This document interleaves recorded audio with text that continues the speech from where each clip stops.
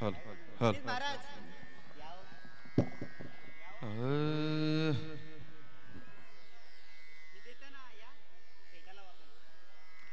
हल हल अरे गेंद द्या ना हेलो हेलो हल हेलो हेलो थोडीशी हे वाढवा तुम्ही इफेक्ट थोडीशी वाढवा हेलो रा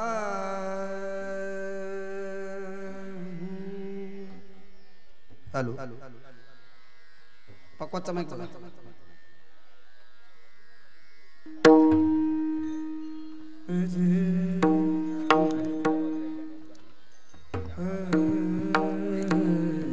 हेलो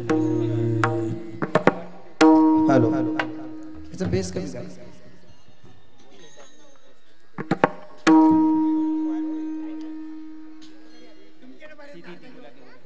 हेलो हेलो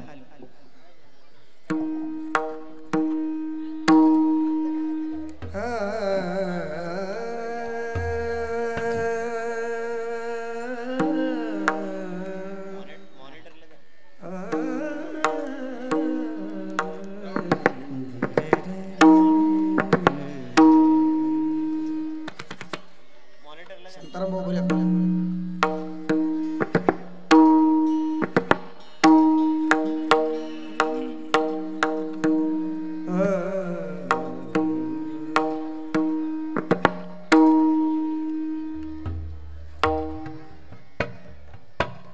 याला पण थोडी आईस द्या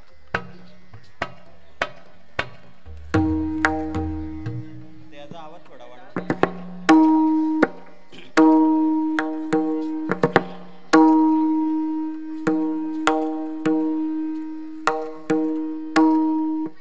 मॉनिटरला पाहिजे आवाज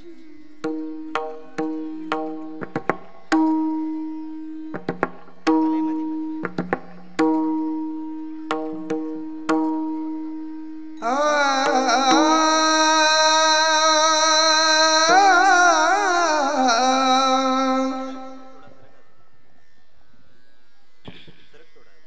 हेलो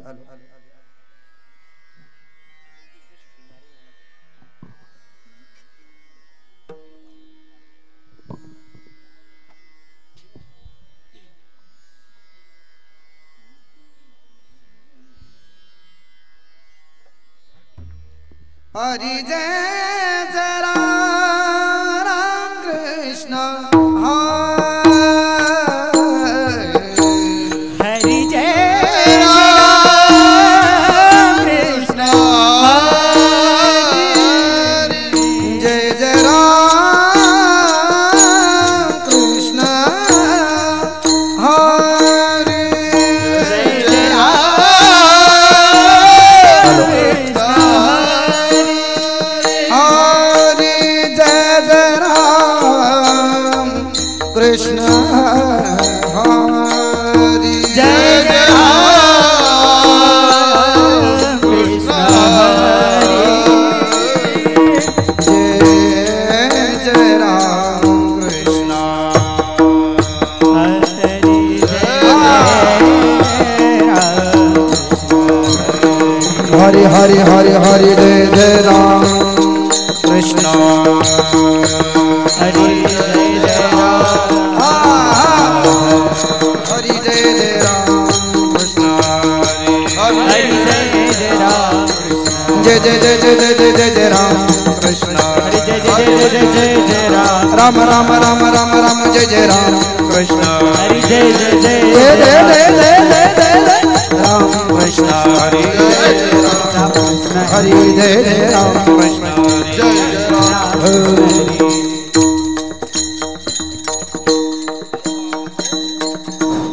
हेलो हलो हलो सुंदर ते ध्यान उभे विटेवरी सुंदर ते ध्यान उभे विटेवरी करकटावरी ठेवोनिया करकटावरी ठेवोनिया करकटवरी ठेवोनिया तुलसी हार गळा कासे पितांबर तुळशी हार गळा कासे पितांबर आवडी निरंतर घेचे ध्यान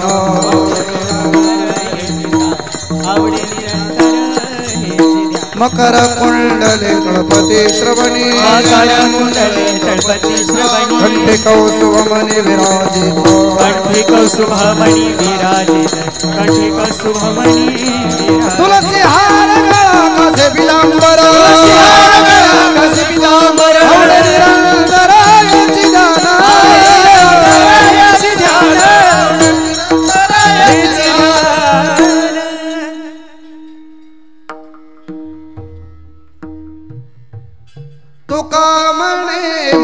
तुका म्हणे माझे घ्यायची सर्व सुख तुका म्हणे माझे घ्यायची सर्व सुख तुका म्हणे माझे तुका म्हणे माझे घ्यायची सर्व सुख तुका म्हणे माझे तुका म्हणे माझे घ्यायची सर्व सुख पाहिन श्रीमुख आवडीने आवडीने आवडीने आवडीने तुलसी हर गळा तुझ्या गळा कासे पितांबर तुलसी हर गळा चार गळा कासे पाहिन श्रीमुख आवडीने पाहिन श्रीमुख आवडीने आवडीने आवडीने तुलसी हर गळा तुझी हर गळा कासे पितांबर हर गळा तुझी हर गळा कासे पितांबर तुलसी हर गळा कासे पितांबर आवडे निरंतर घेची ध्यान आवडे निरंतर घेची ध्यान तुलसी हर गळा आवडे निरंतर घेची ध्यान आवडे निरंतर घेची ध्यान हरि हरि हरि हरि हरि हरि जय जय हरि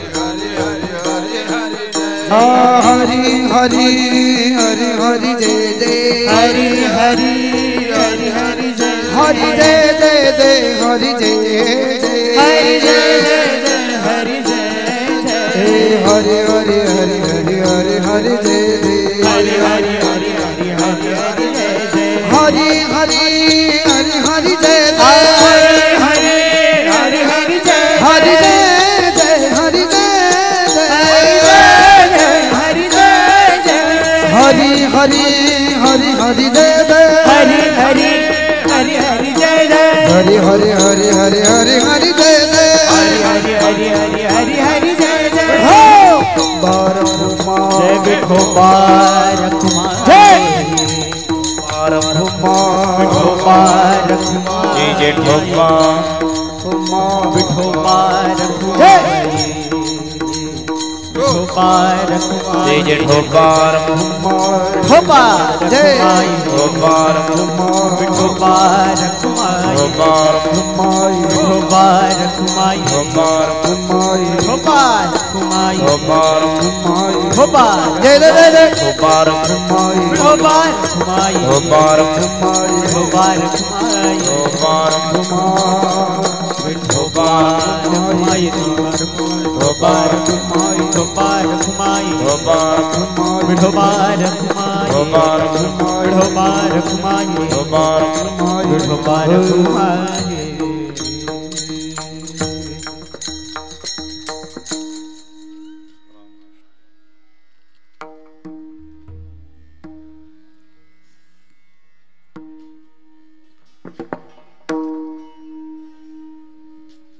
श्री राम श्री राम श्री राम श्री राम कमी करतो श्री राम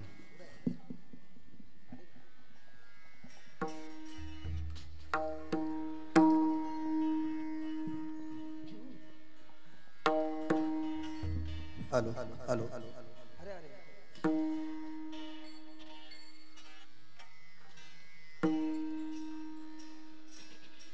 राम कृष्ण हरी जय जय राम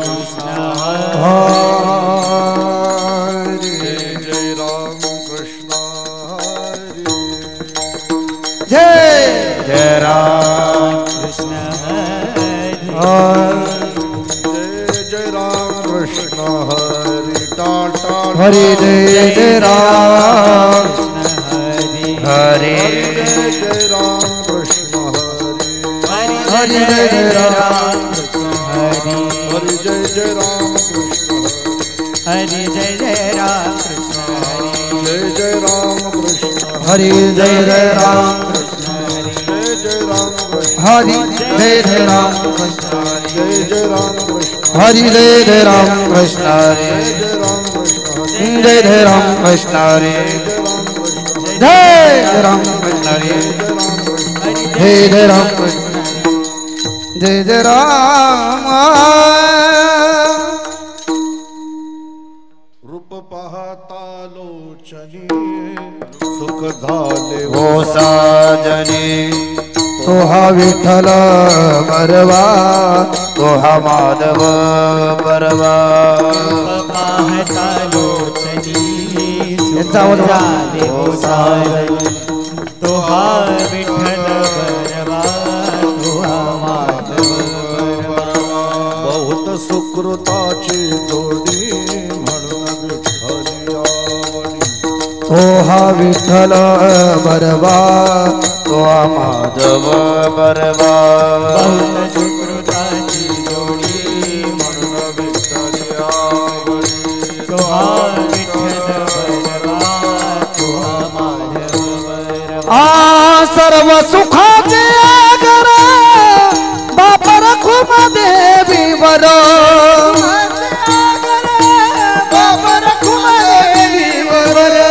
सर्व सुखाचे आगर बापर खुम देवी वर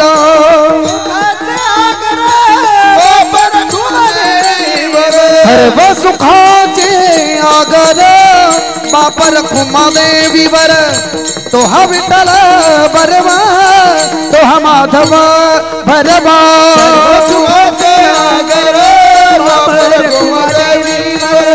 तो हा विठ्ठल बरवा तो हा माधव भरवा जय जय राम कृष्ण हरि जय जय राम जय जय राम कृष्ण हरि जय जय राम कृष्ण जय जय राम कृष्ण जय जय राम कृष्ण हरि जय जय राम कृष्ण जय जय राम कृष्ण हरि जय जय राम कृष्ण राम कृष्ण हरि जय जय राम हे राम कृष्ण हरि जय जय राम कृष्ण हरि जय जय राम जय जय राम जय जय राम जय जय राम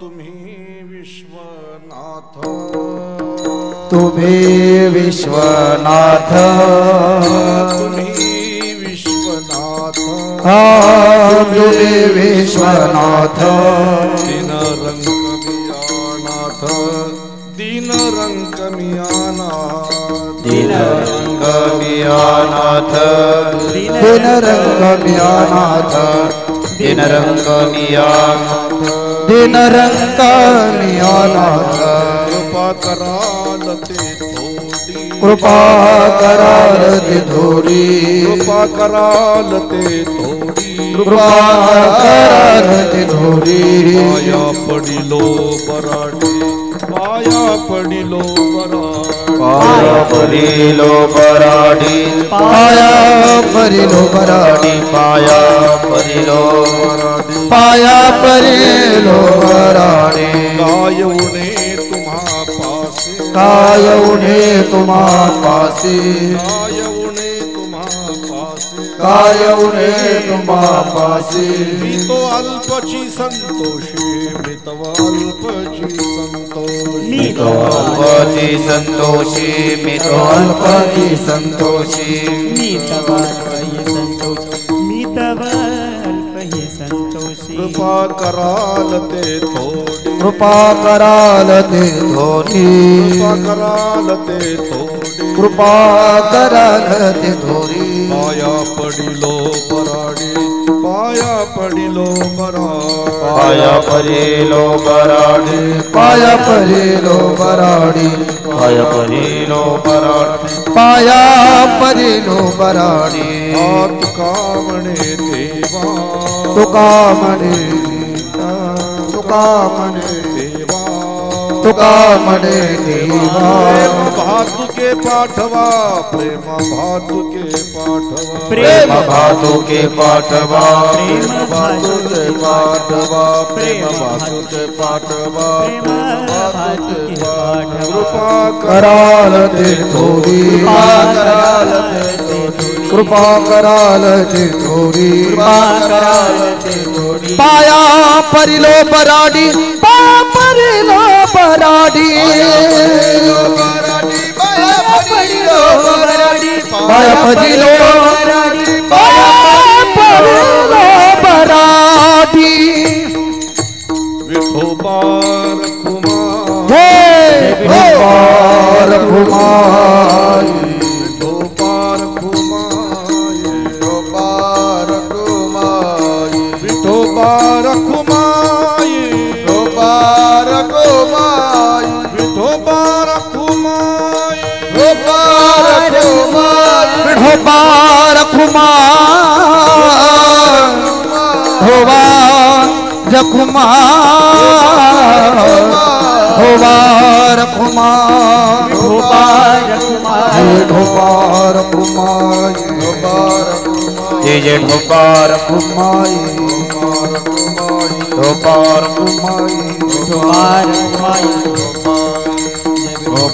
कुमार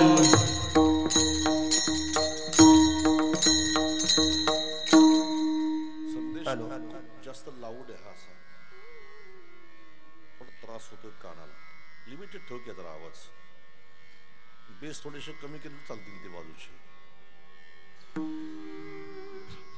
हॅलो हॅलो हे बघ वरती गेलं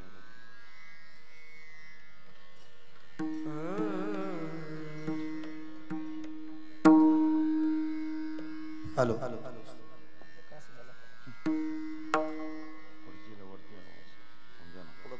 थोडा माईक कमी कर तिकडचं तुम्ही विश्वनाथ तुम्ही विश्वनाथ तुम्ही विश्वनाथ तुम्ही विश्वनाथ तुम्ही विश्वनाथ तुम्ही विश्वनाथ तुम्ही विश्वनाथ तुम्ही विश्वनाथ तुम्ही विश्वनाथ तुम्ही विश्वनाथ तुम्ही विश्वनाथ तुम्ही विश्वनाथ तुम्ही विश्वनाथ तुम्ही विश्वनाथ तुम्ही विश्वनाथ तुम्ही विश्वनाथ दीनारंक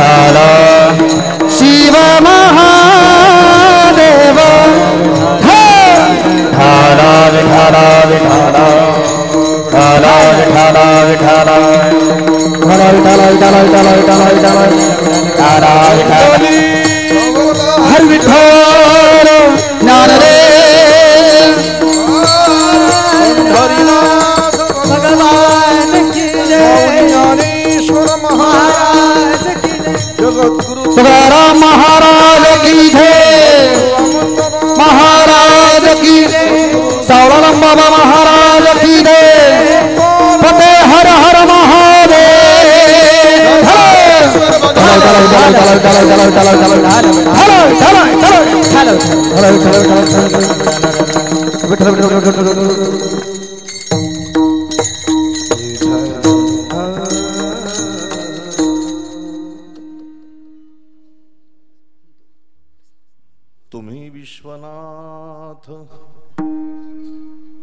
तुम्ही विश्वनाथ दीन रंकमी अनाथ कृपा कराल ते थोडी पाया पडिलो बराडी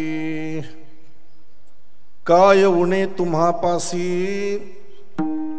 काय उणे तुम्हापासी मी तव अल्पची संतोषी कृपा कराल ते थोडी पाया पडिलो बराडी तुका म्हणे देवा प्रेम भातुके पाठवा किंवा तुका म्हणे देवा काही भातुके पाठवा कृपा कराल ते थोडी पाया पडिलो बराडी पांडुरंगा करू प्रथम नमन दुसरे चरण संताच्या त्यांच्या कृपादाने कथेचा विस्तारू बाबाजी सद्गुरु दास तुका लोकाभिराम रंगधीरम राजीव नेत्रम रघुवंशनाथम कारुण्य रूपम करुणाकरंतम श्रीरामचंद्रम शरणं प्रपद्ये मनोजव मरुततुल्य वेगम जितेन्द्रियं बुद्धिमतां वरिष्ठं वातात्मजम वानरयूथ मुख्यं श्रीरामदूतं शरणं प्रपद्ये मंगल भवन अमंगलहारी द्रववसु दशरथाजर बिहारी सिया राममय सब जग जाणी करहु प्रणाम जोरी जुग पाणी जयांची किलिया स्मरण होय सकळ विद्येचे अधिकरण तेची वंदू श्री चरण श्री गुरूंचे ते नमस्कारोने आता कर्पूर गौरम करुणावतारम संसार सारम भुजगेंद्रहारम सदा वसंतम हृदयारविंदे भवम भवामी सहितं नमामि कैलासीचा देव भोला चक्रवर्ती कैलासीचा देव भोला चक्रवर्ती कैलासीचा देव भोला चक्रवर्ती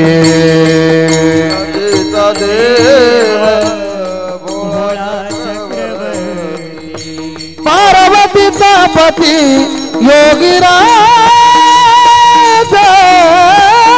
पार्वतीचा पती योगीराज पार्वतीचा पती योगीराज पार्वतीचा पती कैलासीचा देव भोला चक्रवर्ती पार्वतीचा पती योगीराज पार्वतीचा पती योगीराज श्रीकांत भोला चक्रवर्ती पार्वतीचा पती योगीराज पार्वतीचा पती योगीराज योगीराज योगीराज चरणा माझे दंडवत. काय झालंय बरोबर माझ्या डाव्या साईडला ना एकदम कानामध्ये शिरतोय तो माझा तो मॉनिटर कमी कर की थोडासा त्याला आणि पक्वास तर जास्तच कानात घुसतो असं आणि आता इथून पुढे 1.5 तास काढायचं आहे मला थपटक. तुम्ही विश्वनाथ दीनरंकमी अनाथ कृपा कराल ते थोडी पाया पडिलो बराडी. आजच्या या प्राप्त प्रसंगी कीर्तन रूपी सेवेकरिता निवडलेला अभंग विश्वसंत जगद्गुरु तुकोबारा यांचा 4 चरणाचा वारकरी संप्रदायातील जवळजवळ सर्वांच्याच पाठ्यातला परिचयाचा पंचमवेद गाथेतील अभंग सेवेकरता निवडलेला आहे।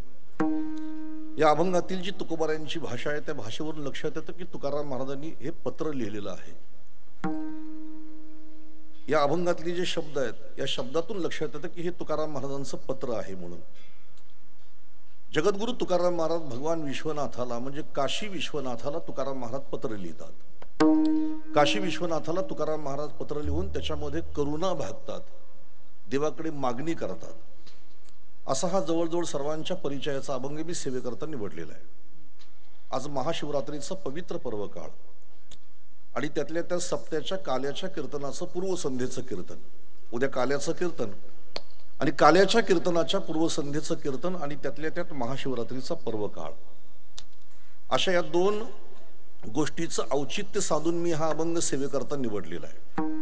कारण वारकरी संप्रदायाची पद्धत आहे, नियम आहे की काल्याच्या आदल्या दिवशी देवाकडे मागणी करावी म्हणून, आणि महाशिवरात्र असल्यामुळे महादेवाचं वर्णन करावं, त्याच्यामुळे हा अभंग मी सेवेकरता निवडलेला आहे। सकाळपासून हे आपल्या भागातील माझं तिसरं कीर्तन आहे आणि म्हणून सकाळपासून तिसरं कीर्तन असल्यामुळे जवळजवळ बरेचसे श्रोते तीनही कीर्तनामध्ये होते। माझा सकाळचा अभंग होता हरिहरा भेद नाही नका करू वाद। आता संध्याकाळचा अभंग होता जन्मा येऊन या नरा नकरी आयुष्याचा मातेरा, आणि हा तिसरा अभंग घेतला तुम्ही विश्वनाथ दिनरंक मी अनाथ। आता सकाळी घेतलेला अभंग सुद्धा मी संध्याकाळी घेऊ शकलो असतो, तोच आता सुद्धा घेतला असता, काही फरक पडला नसता। पण माझ्या बरोबर फिरणारी माणसं कीर्तनकार होऊ शकतात याची भीती मला वाटते, आणि म्हणून म्हणजे तिन्ही अभंगामध्ये ते जे सांगितलं ते जसे तसं पाठ करतील आणि ते कीर्तनकार होतील आणि मला टाळ घ्यायची पाळी येऊ नये, आणि म्हणून मी थोडासा बदलून अभंग घेतलेला आहे बरं का विनीत महाराज। हो, आज या ठिकाणी माझं कीर्तन हे 30वं कीर्तन माझं या सप्तातील आहे। किती 30 वर्ष झाली। 1994 साली माझं पहिलं कीर्तन या सप्तामध्ये झालं। 94 साली आमचे आप्पा, आज आप्पा आमच्यामध्ये नाही, तसं या ठाकरे कुटुंबाशी माझं खूप लहानपणापासूनचं नातं, अगदी माझ्या कमी वयापासून या कुटुंबाशी मी जोडलेला। 86 साली आमचा सप्ताह सुरू झाला पाल्याचा, आणि तेव्हापासून ही मंडळी आमच्याकडे यायची। त्याच्यामध्ये सुरेश बुवांची आमची एकदम सलोख्याचे संबंध या घराण्याशी जोडले गेले, आणि त्याच्यामध्ये आप्पांनी मला 94 साली ही कीर्तनाची तारीख या ठिकाणी दिली होती। आमची सुरुवात होती तेव्हा बरं का विनीत महाराज, आणि त्या सुरुवातीच्या काळामध्ये इथं कीर्तन झाल्यानंतर मग बाकीच्या पंचक्रोशीमध्ये कीर्तन व्हायला लागली त्या काळामध्ये। म्हणजे बोलता बोलता 30 वर्ष कधी निघून गेले ते कळले सुद्धा नाही, आणि आतापर्यंत अव्याहतपणे ही सेवा चालू आहे। ही खरी माझी पुण्य आहे, एक धर्माळेश्वराच्या पुढे शिवरात्रीच्या पवित्र पर्व काळावरती सेवा करण्याचा योग मला प्राप्त होतो। विठ्ठल विठ्ठल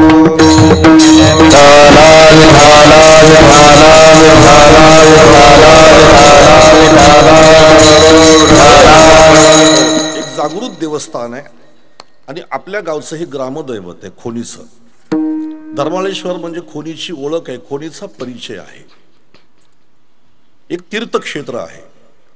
या धर्माळेश्वराच्या मुळे जवळजवळ या पंचक्रोशीमध्ये या गावाची ख्याती आहे, आणि या ठिकाणी हा सप्ताह प्रतिवर्षी देवाच्या समोर होत असतो। याचं नेतृत्व, याचं आधिपत्य ठाकरे कुटुंबीय करीत असतात।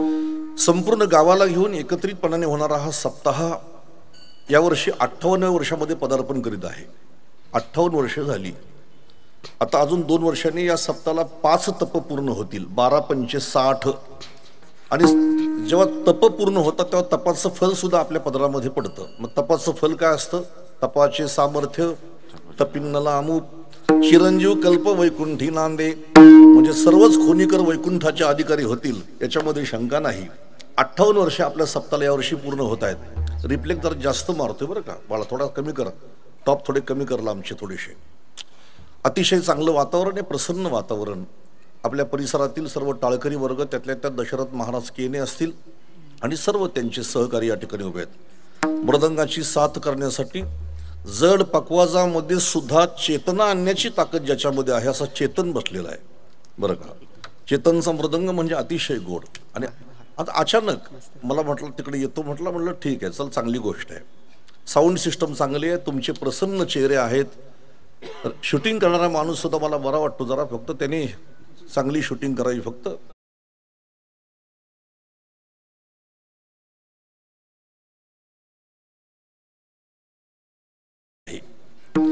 आणि म्हणून वेळ कमी असल्यामुळे बरेचसे लोक असे चेहऱ्याकडे बघतात, घड्याळाकडे बघतात, पुन्हा तोंडाकडे बघतात, घड्याळाकडे बघतात. म्हणजे त्यांना असं वाटतं का आमच्याकडे बघून तर याने कीर्तन वेळेत संपावं. पण मी सुद्धा आज हट्टालाच पेरणार आहे. 12 वाजल्याशिवाय तुम्हाला सोडणार नाही. विठ्ठल विठ्ठल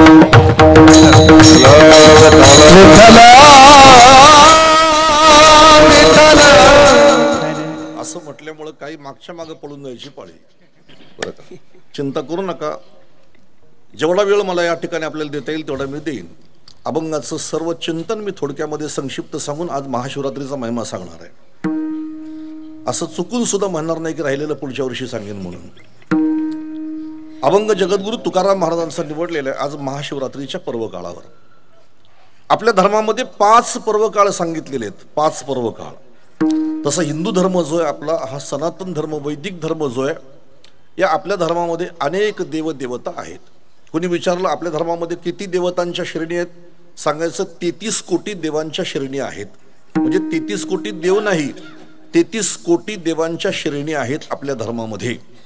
आणि म्हणून जरी एवढ्या सगळ्या श्रेणी असतील देवांच्या, तरी मात्र वेदाने सर्वच देवांना मानलेलं नाही, हेही लक्षात ठेवायचं.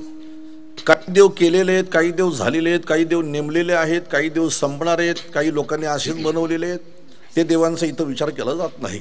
बरं का, कधी कधी आपण ज्यांना देव म्हणतो त्यांना संत देव म्हणायला तयार नाही.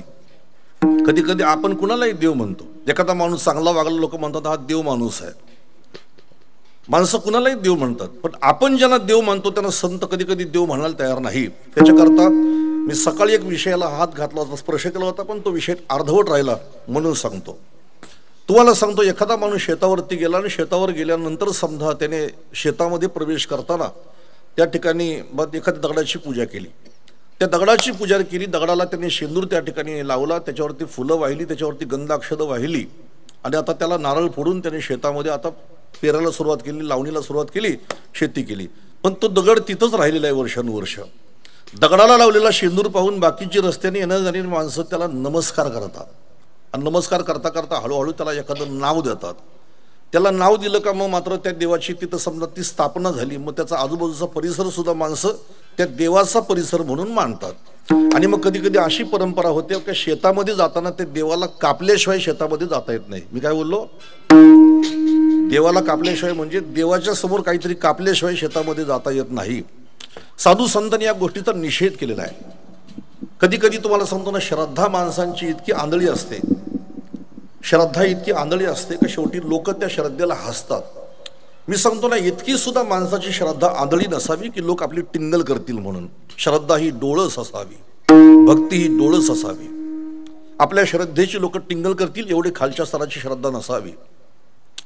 कधी कधी तुम्हाला सांगतो ना, माझ्या बोलण्याचा काही लोकांना राग येत असेल, पण मी कधी कधी एक प्रश्न असा विचारतो की लोकांच्या अंगामध्ये सगळे देव जसे येतात तसं कधीतरी लोकांच्या अंगामध्ये छत्रपती शिवाजी महाराज सुद्धा आले पाहिजे. लोकांच्या अंगामध्ये छत्रपती संभाजी महाराज सुद्धा लोकांच्या अंगामध्ये आले पाहिजे.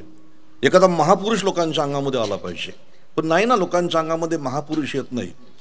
लोकांच्या अंगामध्ये ते देव येतात का ते देव स्वतःचं पोट भरू शकत नाही, ते देव लोकांच्या अंगामध्ये येतात. म्हणून तुकाराम महाराजांचं म्हणणं काय पहा, तुकोबाराय म्हणतात, आपल्या पोटाला जे देव रडतं त्याला देव तरी कसा म्हणावा. विठ्ठल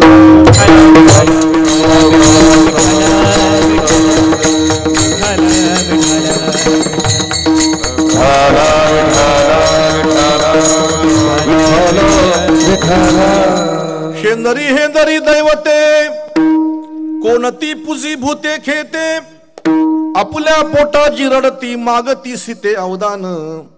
जे देव स्वतःच आपलं पोट भरू शकत नाही ते तुम्हाला काय देणार आहेत. म्हणून काही देवांचा संतांनी निषेध केलेला आहे. पण काही देव जे आहेत ते नित्य देव आपल्या धर्मामध्ये मानलेले आहेत. त्याच्यापैकी हे 5 दैवत मानलेले आहेत. सूर्य, शक्ती, गणपती, देवी आणि शंकर हे 5 हिंदू धर्मातील नित्य देवता आहेत. आणि या देवतांचा बरं का, या देवतांचे जे संप्रदाय आहेत त्याच्यामध्ये सौर संप्रदाय, त्याच्यामध्ये शाक्त संप्रदाय, त्याच्यामध्ये गाणपत्य संप्रदाय, वैष्णव संप्रदाय, शैव संप्रदाय, असे 5 संप्रदाय आपल्या या धर्मामध्ये पाहायला मिळतात. आणि म्हणून आपल्या धर्मामध्ये 5 पर्वकाळ मानले गेलेले आहेत. पर्व विशेष भागवत धर्मी, नृसिंह जयंती रामनवमी, वामन जयंती कृष्णाष्टमी, उत्तमोत्तम शिवरात्र, लक्ष देऊन ऐका, हे 5 पर्वकाळ सांगितलेले आहेत. वामन जयंती, नरसिंह जयंती, रामनवमी, कृष्णाष्टमी आणि 5वी महाशिवरात्र. यातले 4 पर्वकाळ जे ते विष्णूचे आहेत आणि 1 पर्वकाळ यातला शंकराचा पर्वकाळ आहे. त्यातलं हे महाशिवरात्रीचं व्रत आजच्या दिवशी भगवान शिव आणि शक्ती यांचं ऐक्य होतं, अशी ही महाशिवरात्री. मी सकाळी शिवशक्ती प्रकरण सांगितलं महाराज अमृतानुभवामधलं शिवशक्ती प्रकरण. वास्तविक शिव आणि शक्ती हे वेगळे नसून ते दोन्ही एकच आहेत. जया एक सत्तेचे बैसने, एका प्रकाशाचे लेणे, अनादी एकपणे नांदती दोघे. हे शिव आणि शक्ती दोन्ही एकच आहेत. अनादी काळापासून ते एकत्र नांदतात. त्यांनी एकत्र येऊन या जगताची निर्मिती केलेली आहे. आणि अशा शिवशक्तीचं एकीकरण म्हणजे ही महाशिवरात्र. जे लोक यथाविधी महाशिवरात्रीचं जे व्रत करतात त्यांच्यासाठी एकनाथ महाराज काय म्हणतात पा नामदेव महाराजांचं प्रमाण येते. जे माणसं श्रद्धेने भावनेने आजच्या दिवशी महादेवाचं हे व्रत करतात, वास शिवपुरी घडे त्यासी वास शिवपुरी, घडे त्यासी वास शिवपुरी, घडे त्यासी वास शिवपुरी. यथाविधी कोण आचरिल जरी, यथाविधी कोण यथाविधी कोण आचरिल वास शिवपुरी, वास शिवपुरी,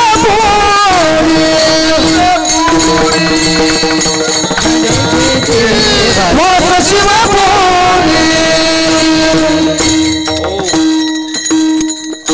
असं हे महाशिवरात्रीचं व्रत आहे. आणि म्हणून आज या ठिकाणी जगद्गुरु तुकोबारायांचा अभंग निवडलेला आहे. तुकोबारा या अभंगामध्ये पत्र लिहितात. पत्र कुणाला लिहितात? पत्र विश्वनाथाला पत्र लिहितात. काय आहे नेमकं आम्हाला सांगा, या अभंगाची भूमिका सांगतो तुम्हाला.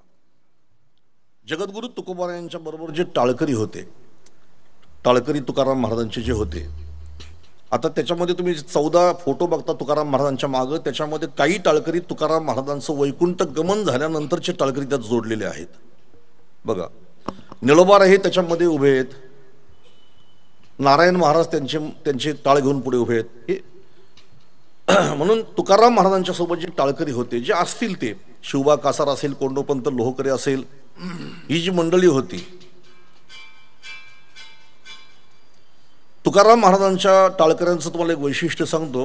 हे जी माणसं जोडली तुकोबारायांबरोबर, एकेकाळी विरोध करणारी माणसं तुकाराम महाराजांचे टाळकरी झाले. लक्षात ठेवायचं, विरोध पचवण्याची फक्त क्षमता माणसामध्ये असावी लागते.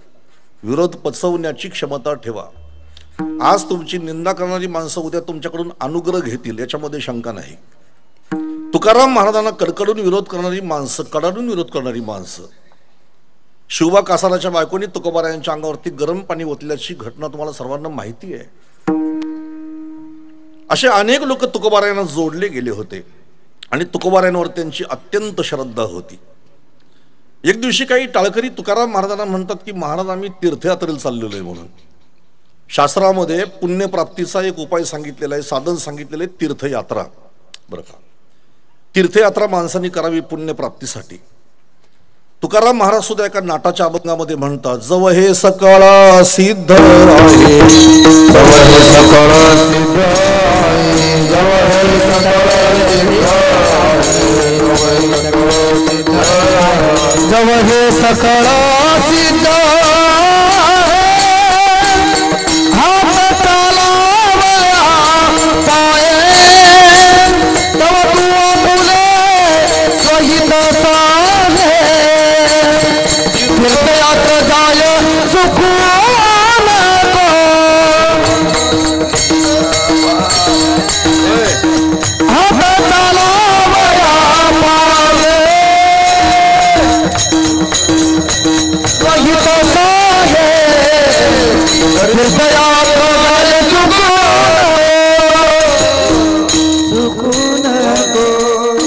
इंद्रिय तुमचे धड धाकट आहेत, शरीरामध्ये ताकद आहे, तुम्ही चालू शकता, तुम्ही बोलू शकता, तुम्ही ऐकू शकता.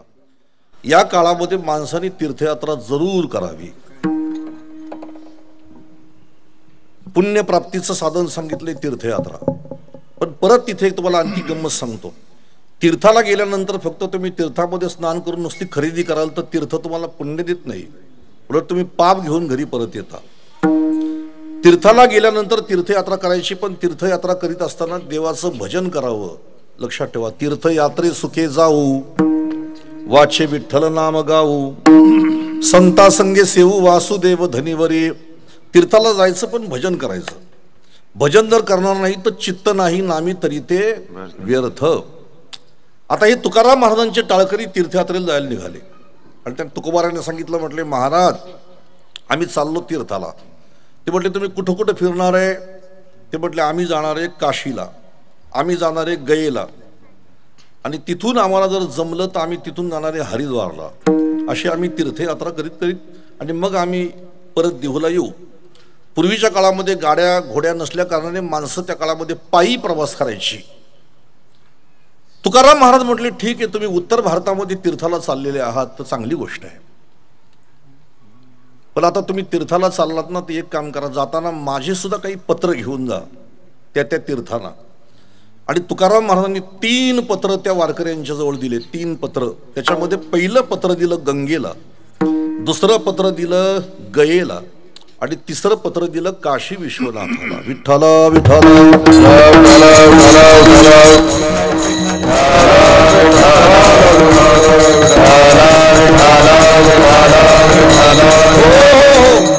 पहिलं पत्र दिलं त्यांनी गंगेला. त्या पत्रामध्ये त्यांनी लिहिलं होतं, परिसेव माते मा जीविनवनी मस्तक चरणी ठेवी तसे.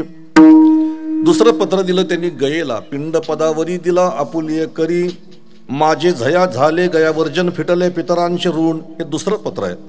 आणि तिसरं पत्र तुकाराम महाराजांनी दिलं आता काशी विश्वनाथाला. आणि त्या काशी विश्वनाथाला जे पत्र दिलंय त्याच्यामध्ये तुकाराम महाराजांनी लिहिलेला मजकूर म्हणजे आजच्या अभंगाचं पहिलं चरण. तुम्ही विश्वनाथ, तुम्ही विश्वनाथ, नाथ तुम्ही विश्वनाथ, तुम्ही विश्वनाथ, तुम्ही विश्वनाथ, तुम्ही विश्वनाथ, तुम्ही विश्वनाथ, तुम्ही विश्वनाथ. विनारका मी अनाथ, विनरंगा मी अनाथ, कृपा करायला ते थोडे, कृपा करायला ते थोडे. रंग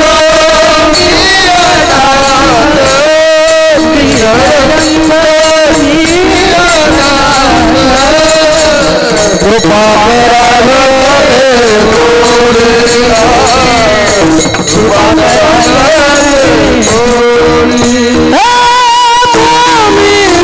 विश्वनाथ दिनरंग मी अनाथ, दिनरंग मी अनाथ, दिनरंग मी अनाथ.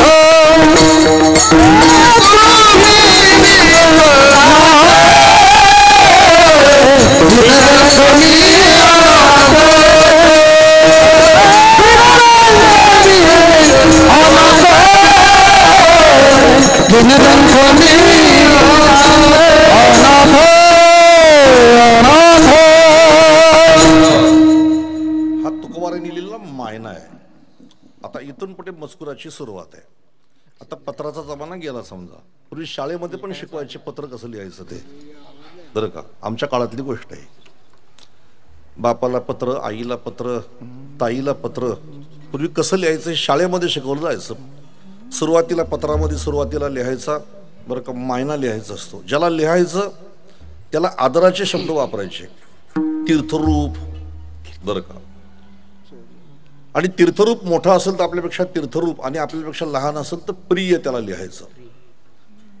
आणि मग त्याच्यानंतर आपण पत्र लिहिणारा कोण त्याचं नाव खाली लिहायचं, आणि मग त्याच्या खाली लिहायचं की पत्रास कारण काय ते, तिथून लिहायची सुरुवात. आता मोबाईलमुळे पत्र सगळे संपले. मोबाईलनी प्रेम कमी करून टाकलं. मी आत्ता मगाशी सांगितलं की घरामध्ये जर माणूस सुट्टीच्या दिवशी बसला असेल, रविवार सुट्टी असेल, एकत्र बसला, सोप्यावरती त्याची मुलं आणि बायको बसली असतील तर चौघं एकमेकाशी बोलत नाही, कारण चौघांच्या माना खाली आहेत ना. आणि कोण काय करतं हे कुणी बघत नाही. त्याच्या मोबाईलमध्ये वेगळा विषय, तिच्या मोबाईलमध्ये वेगळा विषय. सर्वजण खाली मान घालून त्या मोबाईलमध्ये इतके गुंतलेले असतात. तुम्ही बघा ना, एकत्र माणसं बसली असतील अशी तर माणसं चर्चा करत नाही हल्ली, सगळ्यांच्या माना खाली आहेत. सध्या 2 डॉक्टरची खूप मजा आहे, डोळ्याच्या डॉक्टरची, मनक्याच्या डॉक्टरची. जोरात चालू आहे धंदा. एक स्पॉन्डिलिसिसचा त्रास आणि दुसरा डोळ्याचा त्रास जोरात चालू आहे लोकांना. खाली मान घालून माणसं सतत त्या मोबाईलमध्ये गुंतलेली आहेत. असू द्या. मला वाटतं 2-3 दिवसापूर्वी त्या मोबाईलमध्ये इंस्टाग्राम आणि ते बंद झालं होतं काहीतरी, ते फेसबुक का काहीतरी आहे का तुम्हाला माहिती, काहीतरी का नाही माहिती. 2-3 दिवसापूर्वीची गोष्ट आहे बघा. तर काहीतरी जवळजवळ 58 कोटी लोकांनी रिक्वेस्ट पाठवली का हे का बंद झाले म्हणून गुगलला. 20 मिनिटं काहीतरी बंद झालं होतं, तर 58 कोटी लोकांनी रिक्वेस्ट पाठवली की तुम्ही हे का बंद केलंय म्हणून. इतकी माणसं मोबाईल वेडी झालेली आहेत. विठ्ठल विठ्ठल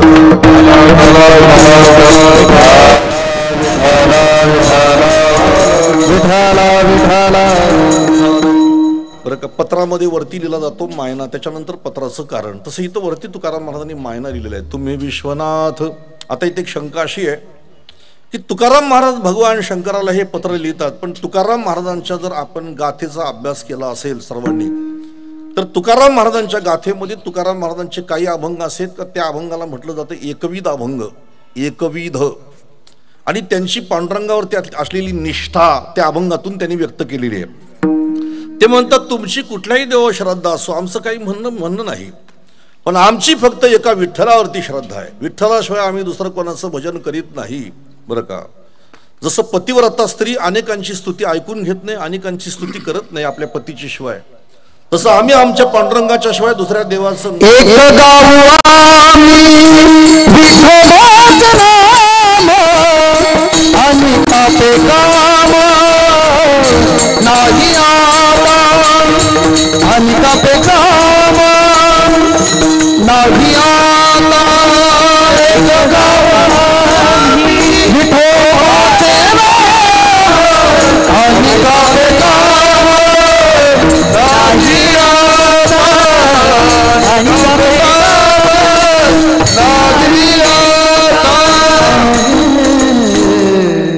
एक गाव आम्ही विठोबाचे नाम आणि कापे काम नाही. आता लोब्याला जेवढी धनाची आवड तेवढी आम्हाला विठ्ठलाची आवड आहे. पतिव्रतेला जेवढी पतीची आवड तेवढी आम्हाला विठ्ठलाची आवड आहे. दुसऱ्या देवांची स्तुती केली तरी सुद्धा आम्हाला ब्रह्महत्येचं पाप लागेल, तुकाराम महाराज म्हणतात. एक धरीला चित्ती आम्ही रकुमाईचा पती, आम्ही रकुमाईच्या पतीशिवाय दुसऱ्या देवाला जाणतच नाही असं तुकाराम महाराज म्हणतात. मग आता तुकोबाराय तुम्ही इतर देवांचं भजन करीत नाही अशी मर्यादा तुम्ही बाळगलेली जीवनामध्ये, आणि इथं तुम्ही विश्वनाथाला पत्र लिहिले म्हटले, हे कसं काय. ते याचा विचार केल्यानंतर एक गोष्ट लक्षात येते की तुकाराम महाराज म्हणतात तुमच्या दृष्टीने माझा पांडुरंग आणि विश्वनाथ हे दोन्ही वेगळे आहेत, पण माझ्या दृष्टीने दोन्ही देव एकच आहेत. हरी हरा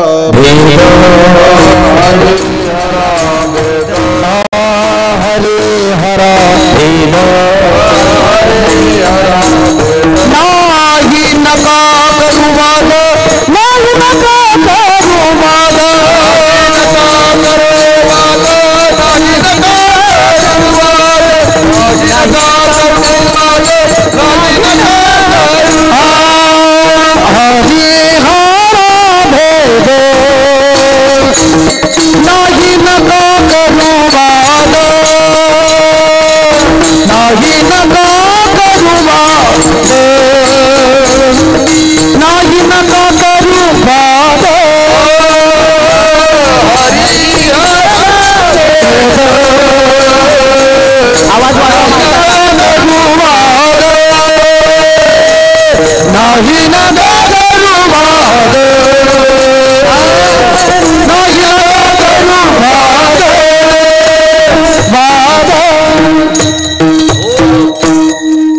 जरी विश्वनाथाला पत्र लिहित असलो तरी तुम्ही चिंता करू नका, चर्चा करू नका आणि विनाकारण काहीतरी संदेह करू नका.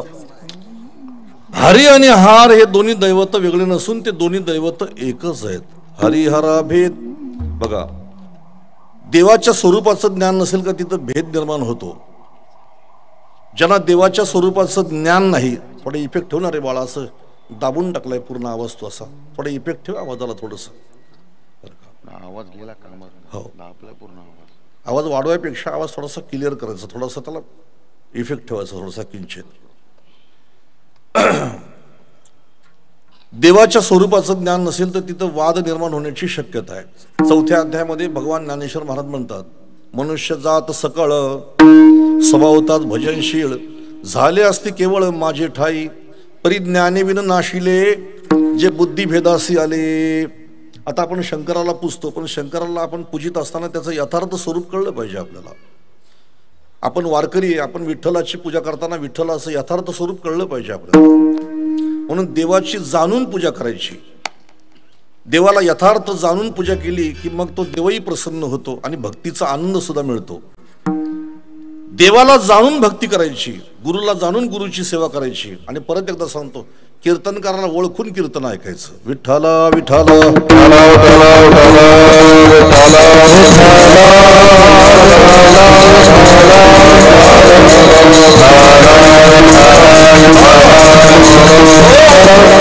अरे आपण ज्या देवांमध्ये वेगळेपणा मानतो, शिव विष्णू शक्ती गणपती मारुती अमुक तमुक, पण संत म्हणतात नाही, जगामध्ये एकच देव आहे आणि तो एकच देव अनेक रूपांनी नटलेला आहे. अवताराच्या राशी तो हा उभा विटेवरी शंख चक्र गदा पद्म सहित करी देखिला देखिला माये देवांचा देव फिटला संदेह निवाले दुजेपण.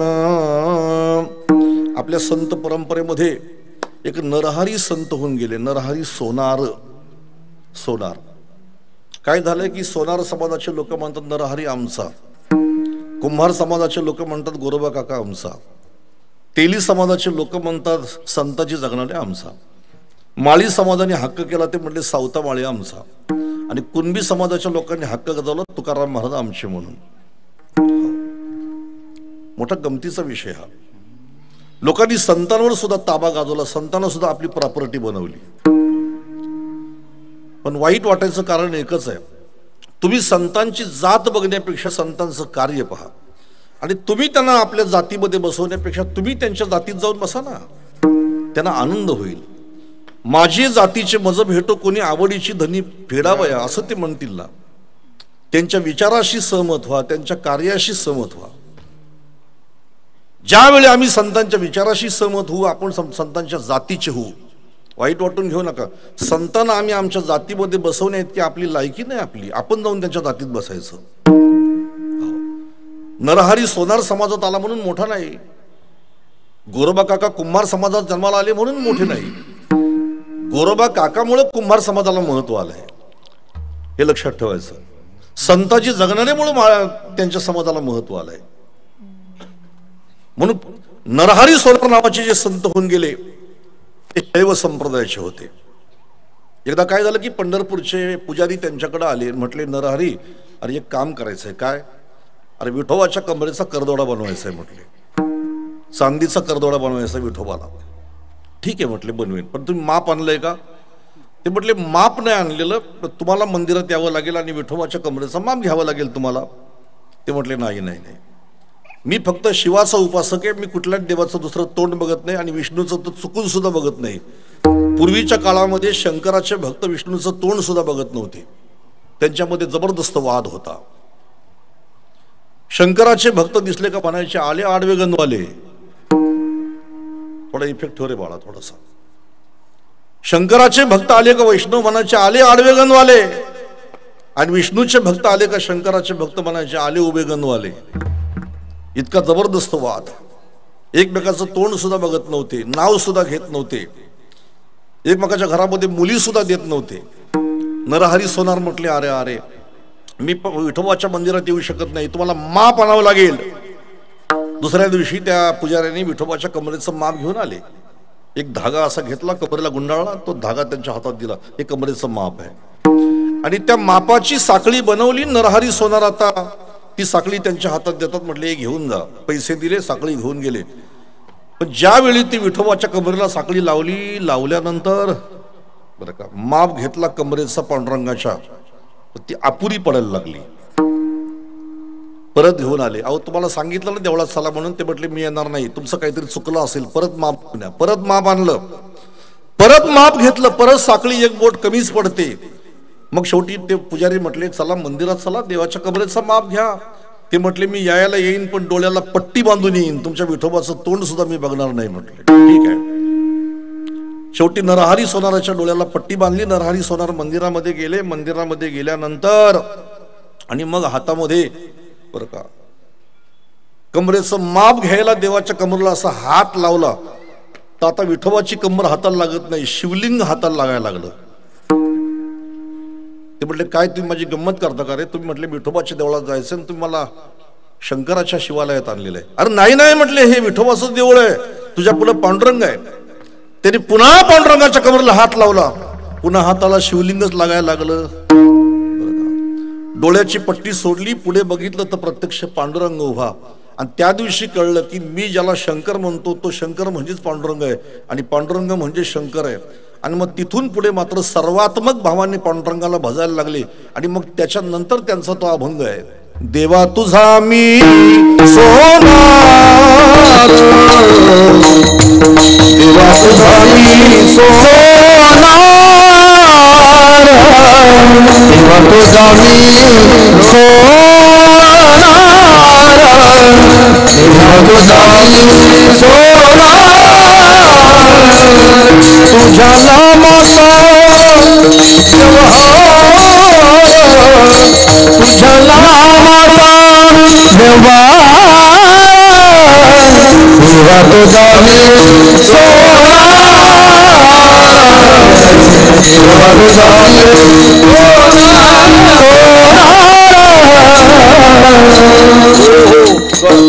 म्हणजे जो पांडुरंग आहे तोच शिव आहे आणि जो शिव आहे तोच पांडुरंग आहे. दोघांचं ऐक्य आहे. दोघांचं एवढं ऐक्य तुम्हाला सांगतो, एकमेकाशिवाय दोन्ही दैवत राहत नाही. भेद आपल्यामध्ये,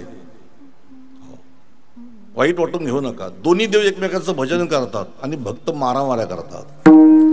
सगळे पुढारी एकत्र बसून भोजन करतात, पार्ट्या करतात आणि कार्यकर्ते एकमेकाचे डोके फोडतात. हा फरक आहे. देवांमध्ये भेद नाही.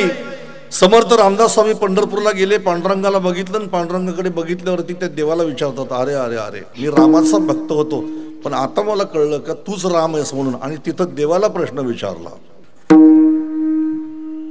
देवाला तिथं प्रश्न विचारला त्यांनी, येथे उभा का श्रीरामा मनमोहन मेघ श्यामा, काय केली अयोध्या नगरी येथे वसविले पंढरी, काय केली सीतामाई येथे आणि रखुमाई, काय केले वानर दळ येथे मिळविले गोपाळ. म्हणजे विष्णू आणि शिव या दोघांमध्ये भेद नसून ते दोन्ही दैवत एकच आहेत. आपल्या ठिकाणी आज्ञा नसल्यामुळे आपण देवतांमध्ये भेद मानतो. इथं भगवान शंकर म्हणजेच पांडुरंग असल्या कारणाने जगद्गुरु तुकाराम महाराजांनी शंकराला पत्र लिहिलं नसून ते पांडुरंगालाच पत्र लिहिले असं ते मानतात. आणि ते शब्दप्रयोग कसं करतात, तुम्ही विश्वनाथ, तुम्ही विश्वाचे नाथ आहेत, विश्वाचे नाथ. कारण भगवान स्वतःच म्हणतात या संपूर्ण विश्वाचा मी नाथ आहे. ऐसा जो समर्थू तुम्ही या जगाचा नाथू, या जगाचा मी नाथ आहे. गतिर्भरता प्रभू साक्षी निवास शरणम सुहृद प्रभ प्रलय स्थानम निधानम बीजम व्ययम. आता ध्यान देऊन ऐका, नुसता जगाचा तो नाथ नाही तर जगाची निर्मिती करून तो जगाचा मालक झालेला आहे. काही माणसं आयती प्रॉपर्टी आली की त्याचे मालक बनतात. बरं का, बापाने प्रॉपर्टी गोळा करायची आणि बापाने गोळा केलेल्या प्रॉपर्टीचं मुलांनी मालक व्हायचं. इथं ही प्रॉपर्टी देवाची त्याने स्वतः निर्माण केलेली आहे आणि स्वतः निर्माण करून प्रॉपर्टीचा तो मालक झालेला आहे. जेने हे विश्व निर्मिले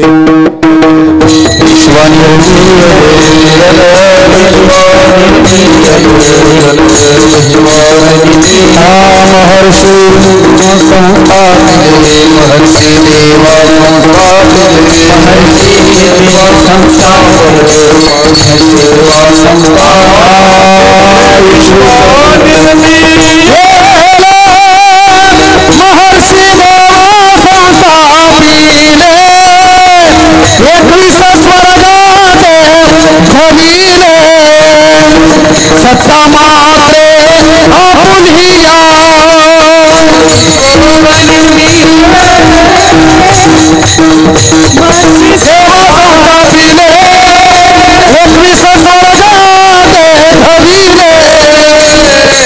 सत्ता मात्रे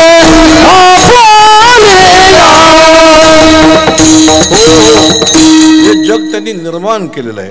हे जग त्याच्या सत्तेने कार्य करतं. सूर्य त्याच्या सत्तेने चालतो, वेद त्याच्या सत्तेने बोलतो, झाडाचंही पान त्याच्या सत्तेशिवाय हालत नाही. पृथ्वी भूते वहावी आज्ञा माझी. बघा, समुद्र रेखानं ओलांडावी, समुद्र त्याच्या मर्यादेशिवाय आपली रेखा सुद्धा ओलांडत नाही, असा तो जगाचा नाथ आहे. आणि म्हणून तुम्ही विश्वनाथ हे विशेषण भगवंताला देऊन तुकोबाराय म्हणतात, तुम्ही विश्वनाथ. मी कसा आहे? मी दीन आहे, मी रंक आहे, मी अनाथ आहे. जेव्हा मोठ्या माणसांशी आपण संवाद करतो मामा, त्या लहान माणसांनी मोठ्या माणसांशी बोलताना मर्यादा सांभाळायची असते. मी परत एकदा सांगतो, मोठ्याची संगत करून कोणी मोठा होत नाही. तर मोठ्याची संगत करताना मोठ्यासारखं वागलं तर माणूस मोठा होतो, हे ध्यानात ठेवायचं. काही काही माणसांची ती घाणेरडी सवय असते, कोणाच्याही घरी गेले की थेट त्याच्या पलंगावर बसणार, काही काही गेले का थेट त्याच्या खुर्चीवर बसणार. आता एका माणसाच्या घरी सांगतो, त्या माणसाची खुर्ची आहे स्वतःची वैयक्तिक बसायची, बरं का. केने महाराजांना कळलं आता मी काय बोललो ते. एक त्याची पर्सनल खुर्ची आहे, त्याची पर्सनल त्याची ती खुर्ची आहे. पण काही काही मूर्ख माणसं येतात ना, बरोबर त्याच्या खुर्चीवर बसतात ती तशी. एखाद्याने सांगितल्याशिवाय आपण बसू सुद्धा नाही, असा एक नियम असतो. एखाद्याशी बोलताना कसं बोलावं त्याची एक मर्यादा ठरलेली आहे. आपल्यापेक्षा जर माणसं मोठी असतील तर त्यांच्याशी माणसाने आदराने बोलावं, वाईट वाटून घेऊ नका. संस्कार माणसाला शिकवायला लागले नाही पाहिजेत, हे माणसांमध्ये स्वभावतच संस्कार असले पाहिजेत. एखाद्या माणसाला तुम्ही तू बोलला तरी तेवढीच ऊर्जा खर्च होते, आणि एखाद्या माणसाला तुम्ही बोलले तरी तेवढीच ऊर्जा खर्च होते. म्हणून संतांनी मोठ्या माणसांशी बोलताना तुम्ही शब्दाचा प्रयोग केलेला आहे. देव आणि संतांशी बोलताना त्यांनी तुम्ही शब्दाचा प्रयोग केलेला आहे. आता इथं शंकराला म्हणतात तुम्ही विश्वनाथ, आणि तिकडे संतांशी संत बोलताना कसं बोलतात? तुम्ही संत माय बाप कृपावंत,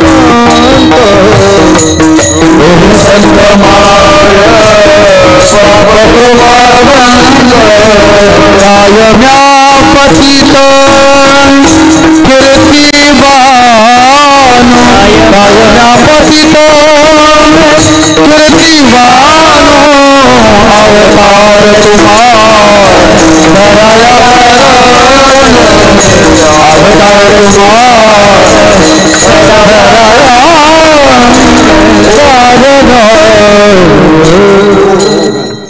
माणसांनी कमी बोलावं, प्रिय बोलावं आणि चांगलं बोलावं. काही माणसं जास्त बोलतात, अप्रिय बोलतात आणि अत्यंत वाईट बोलतात.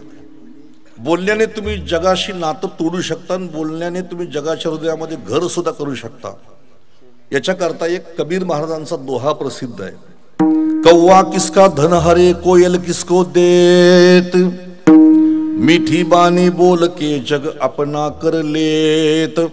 अरे कावळ्याने कोणाच्या घरी चोरी केली, कावळ्याने कोणाला लुटलं, पण माणसं कावळ्याचा राग करतात.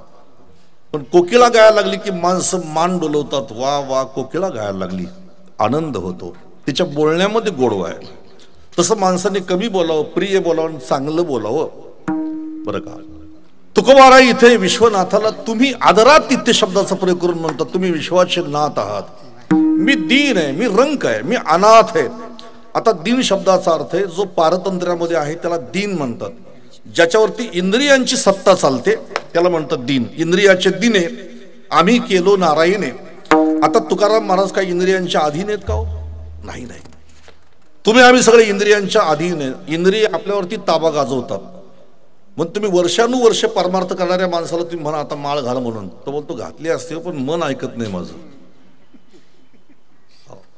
कितीतरी असे बहादर आहेत, जिंदगी गेली हो, पण त्यांना तुम्ही सांगून बघा माळ घालतोच करे, तो म्हटलं नाही घातली असते पण मन ऐकत नाही. म्हणजे हा शहाणा मनाच्या ताब्यात आहे. ज्यांच्यावरती इंद्रियांचं राज्य आहे त्यांना दीन म्हणावं, आणि इंद्रियांच्या वरती ज्यांचं राज्य आहे त्यांना इंद्रियांचे धनी म्हणावे. तुकाराम महाराज इंद्रियांचे धनी आहेत.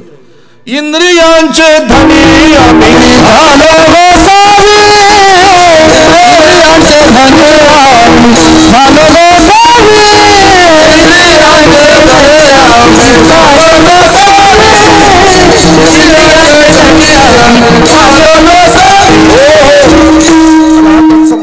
नाही, हा त्यांचा खऱ्या अर्थाने एक नम्रपणा, ही त्यांची लीनता आहे.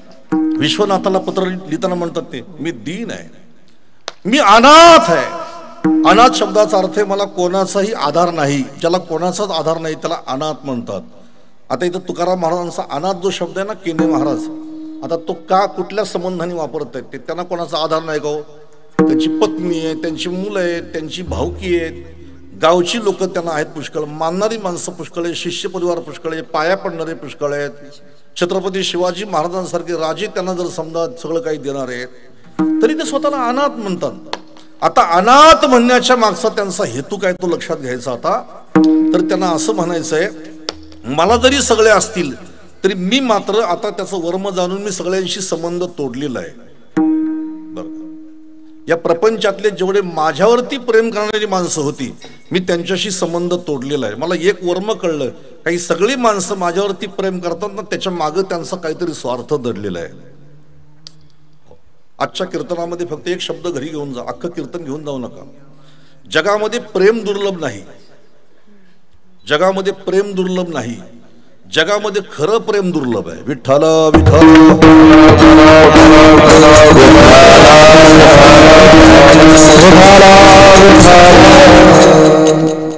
पुन्हा तुम्ही म्हणाल प्रेम जर दुर्लभ आहे तर आमच्यावर एवढी लोक प्रेम करतात, ती तुमचा भ्रम आहे का ते तुमच्यावर प्रेम करतात म्हणून?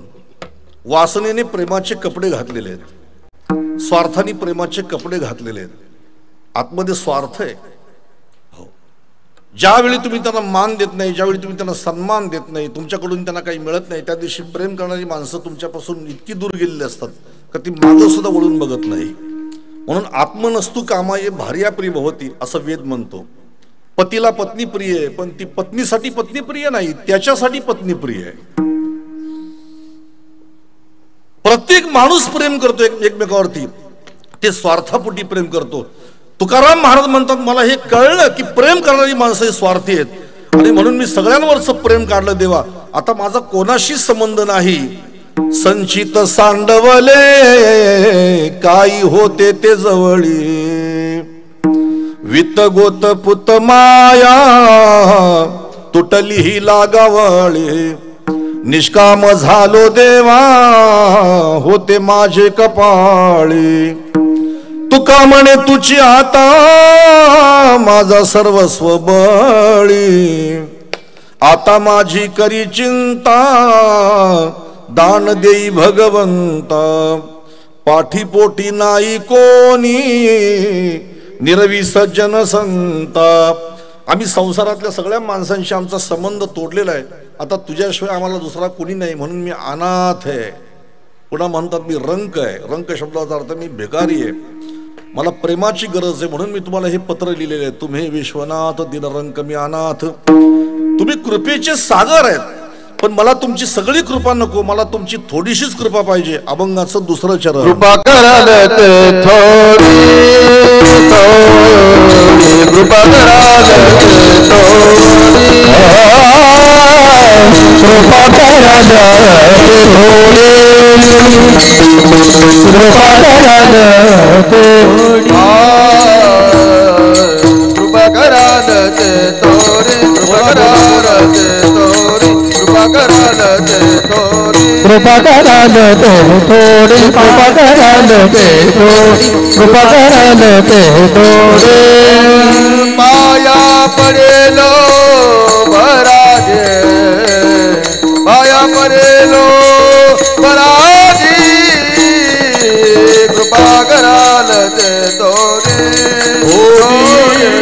कृपा कराल ते थोडी. पाया पडिलो बराजे, पाया पडिलो बराजे,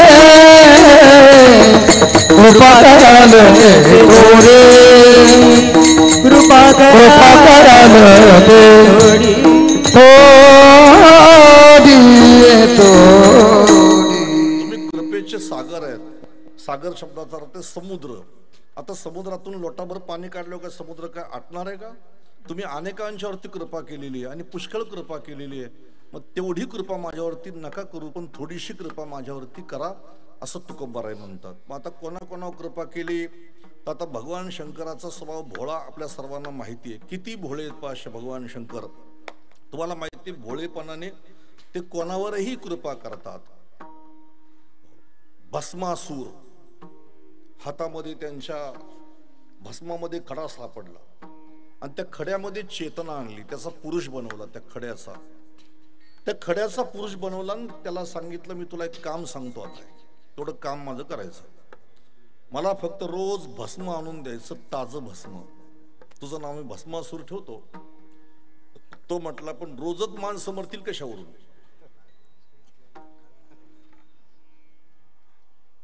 तुम्ही म्हणता ताजं भस्म पाहिजे मला. आजही महाकालाला ताजं भस्म तिथं वाहण्याची पद्धत आहे, लक्षात ठेवा. महाकालला जे जातात, आता अलीकडच्या काळामध्ये महाकालला लोकांची जास्त ओढ आहे सध्या, बरं का. आपल्या भागातील तर पुष्कळ पोरं जातात त्या महाकालला. तिथे आता ताजं चिता भस्म तिथं आणण्याची पद्धत आहे त्या महाकालला दररोज. भगवान शंकरांनी सांगितलं की मला ताजं भस्म पाहिजे, पण नाही मिळालं रोज तर मग मी कुठून आणू ताजं भस्म. मग मी तुला एक वरदान देतो, ताजं भस्म नाही मिळालं तर मग एखाद्याच्या डोक्यावर हात ठेवायचा आणि त्याचं भस्म करायचं, मग ते घेऊन यायचं. तो म्हटला पण मस्तकावरती हात ठेवायचा बरोबर आहे, पण कोणाच्या ठेवायचा. मग त्यांनी सांगितलं ज्याचा उपयोग भावाला सुद्धा नाही, ज्याचा उपयोग गावाला सुद्धा नाही, जो देवाचा सुद्धा होऊ शकत नाही, अशी माणसं शोधायची आणि त्यांच्या डोक्यावरती हात ठेवायचा. जी बिना कामाची माणसं आहेत, फक्त खायाला काळ भूमीला भार, असा शोधायचा आणि त्याच्या मस्तकावरती हात ठेवायचा. जे संतांची निंदा करतात, देवाची निंदा करतात, कथा कीर्तन श्रवण करीत नाही, दुष्कर्म करणारे, ठीक आहे. पण आता काय झालं तुम्हाला सांगतो. भगवान शंकरांनी वर दिला आणि याने मात्र कामाला सुरुवात केली. एक तासाला ताजं भस्म आणायला लागला, एका तासाला ताजं भस्म आणायला लागला, भरपूर. तू म्हणाल एवढं भस्म त्याला कुठे मिळायचं. कोरोना होता ना तेव्हा. कोरोना लागल्यामुळं ताजं भस्म त्याला एक तासाला मिळायला लागलं आणि रोज ताजं भस्म आणायला लागला. आणि तेवढ्यामध्ये 1 वर्ष लोटलं आणि कोरोनाची लाट हळूहळू ओसरली, बरं का. लाट ओसरली म्हणजे लोकांनी 3 इंजेक्शन घेतले आणि त्याच्यामुळे आता याला भस्म कुठं मिळत नाही, माणसं मरत नाही, मरताना दिसत नाही. मग यांनी विचार केला आता शंकराने आपल्याला वर दिलेला आहे, त्याचा आपण प्रयोग करून बघू. आणि अशा 2-3 माणसांच्या मस्तकावरती हात ठेवला. त्याला प्रचिती आली का भगवान शंकरांनी वर दिलेला आहे आपल्याला आणि आपण आता कोणाच्याही मस्तकावरती हात ठेवू शकतो. पण आपण असा विचार केला तर इतरांच्या माथ्यावरती हात ठेवून त्यांना भस्म करण्यापेक्षा ज्याने वर दिलाय आपण त्याच्याच मस्तकावरती हात ठेवला तर त्याचं जेवढं साम्राज्य आहे त्या साम्राज्याचा मालक कोण होणार आहे, मीच होणार आहे. याला म्हणतात जेथीच्या कृपेचा लाहीजे वरू तेथेची मनी व्याभिचारू, अर्जुन म्हणतो. म्हणजे ज्या बुवाकडे गायला शिकला त्यालाच म्हणतो डबल बारी घेता का माझ्याशी.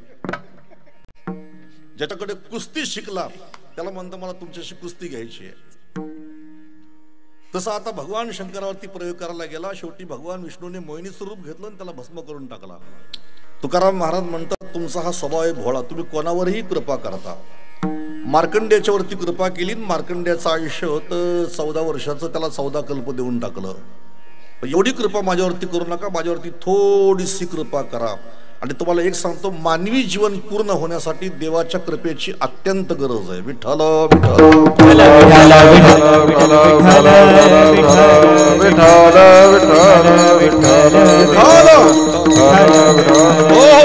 मला तुम्ही सांगा, उत्तर द्या मला. मी कीर्तन संपवतो 10-15 मिनिटांमध्ये. आपण पूर्ण आहे का अपूर्ण आहे? हो पटकन बोला, लवकर चला. आपण पूर्ण आहे का अपूर्ण आहे? बोला ना तुम्ही. आपण अपूर्ण आहे. जरी माणसं स्वतःला पूर्ण मानत असतील तरी आपण सगळे अपूर्ण आहे. आता कशावरून अपूर्ण आहे ध्यान देऊन ऐका तुम्ही. एखाद्याला आरोग्य चांगलं आहे, आरोग्य चांगलं दिले देवाने, पण त्याला संपत्ती दिलेली नाही. तो म्हणतो आरोग्य चांगलं आहे पण संपत्ती नाही. हो, एखाद्याला संपत्ती पुष्कळ आहे, तो म्हणतो घरामध्ये दिवा पेटवायला कोण नाही, म्हणजे त्याला मुलं बाळ नाही. एखाद्याच्या घरामध्ये दिवा पेटवायला पुष्कळ आहेत 12-14, पण दिव्यामध्ये तेल टाकायला काही नाही. म्हणजे श्रीमंती नाही त्याच्याकडं, मुलं पुष्कळ आहेत. काही लोकांकडे सगळं चांगलं आहे पण सत्ता नाही म्हणून ती माणसं दुःखी आहेत. जीवनामध्ये सगळं जरी असेल अशोक दादा तरी माणसं अपूर्ण आहेत, लक्षात ठेवा. आणि म्हणून अपूर्ण असलेली जी माणसं आहेत ना ती कशामुळे अपूर्ण आहेत तर ती माणसं अज्ञान घेऊन जगतात म्हणून ती माणसं अपूर्ण आहेत. देहासक्ती आहे आणि म्हणून आपण सगळे देवापासून दुरावल्यामुळे आपण सगळे अपूर्ण आहोत. आणि म्हणून आपल्याला पूर्ण होण्यासाठी भगवंताच्या कृपेची गरज आहे. ज्यांच्या ज्यांच्यावरती त्यांनी कृपा केली ती सगळी माणसं पूर्ण झाली. म्हणून तुम्ही भक्तांचं चरित्र पहा. तुकाराम महाराज म्हणतात मला पूर्ण होण्यासाठी तुझ्या कृपेची गरज आहे. कृपा कराल ती थोडी पाया पडिलो बराडी. तुमच्याकडे कशाची कमी आहे. अभंगाचं 3रं चरण. काय बुने तुम्हा पासे, काय बुने तुम्हा पासे, काय बुने तुम्हा पासे, काय बुने तुम्हा पासे. मी तो अल्पाती संतोषी कृपा कराल ते थोडे, कृपा कराल ते थोडे. मी तो अल्पाची संतोषी मी तव अल्पाची कृपा कराल ते थोडी, कृपा कराल ते थोडी. काय ऊने तुम्हा पाशी, भीतर पाची संतोषी कृपा करा राते थोडी पाया पडिलो बरा.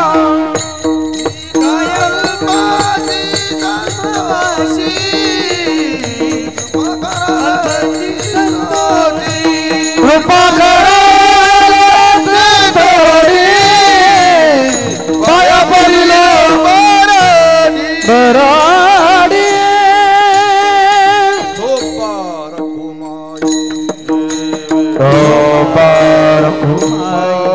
जय ढोबा रखुमार, ढोबा रखुमाई,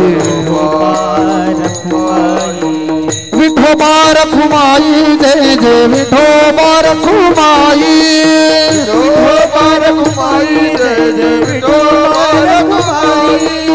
विठोबा रखुमाई जय जय विठोबा रखुमाई, विठोबा रखुमाई जय जय विठोबा रखुमाई, विठोबा रखुमाई जय जय विठोबा रखुमाई. कली गवर्धारी विठ्ठल श्री ज्ञानदेव तुकाराम पंढरी भगवान की जय. माऊली नरेश्वर ढोबा रखुमाई, ढोबा रखुमाई जय, ढोबा रखुमाई, ढोबा रखुमाई, ढोबा रखुमाई, ढोबा रखुमाई, ढोबा रखुमाई, ढोबा रखुमाई, ढोबा रखुमाई, रखुमाई.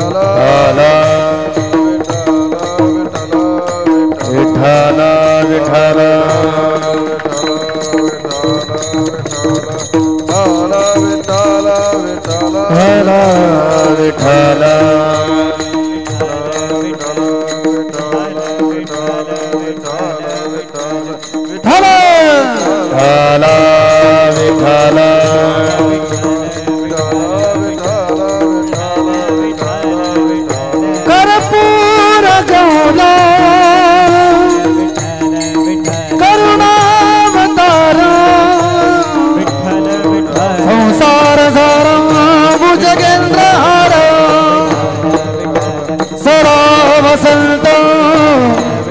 हृदयानन्दं भवं भवानी सहितं नमामि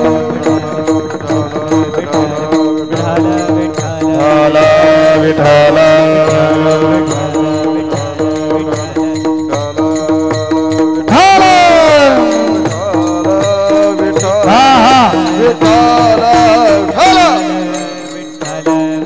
अहं भाग्या सौभाग्या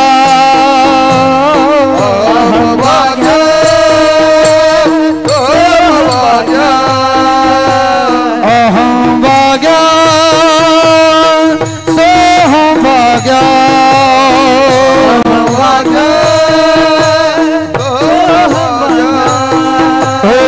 प्रेम नगर वारे सावध होऊन भजनी लागा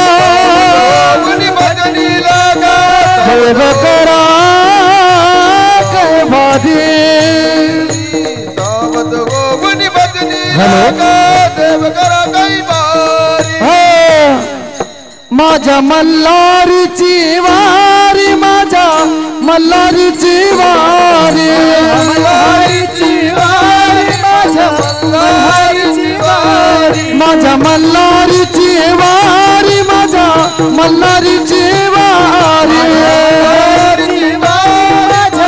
मल्हारीची वारी हे मल्हारी मल्हारी माझ्या मल्हारी मल्हारी मल्हारी माझ्या मल्हारी मल्हारी मल्हारी माझ्या मल्हारी मल्हारी मल्हारी माझ्या मल्हारी अहं वाग्या सौभाग्या प्रेम नगर भारी देव करा कैवारी हे सावध होऊन भजनी लागा होऊन भजनी लागा देव करा कैवारी करा कैवारी माझ्या मल्हारीची वारी माझ्या मल्हारीची वारी वारी माझ्या मल्हारीची वारी माझ्या मल्हारीची भोले बाबा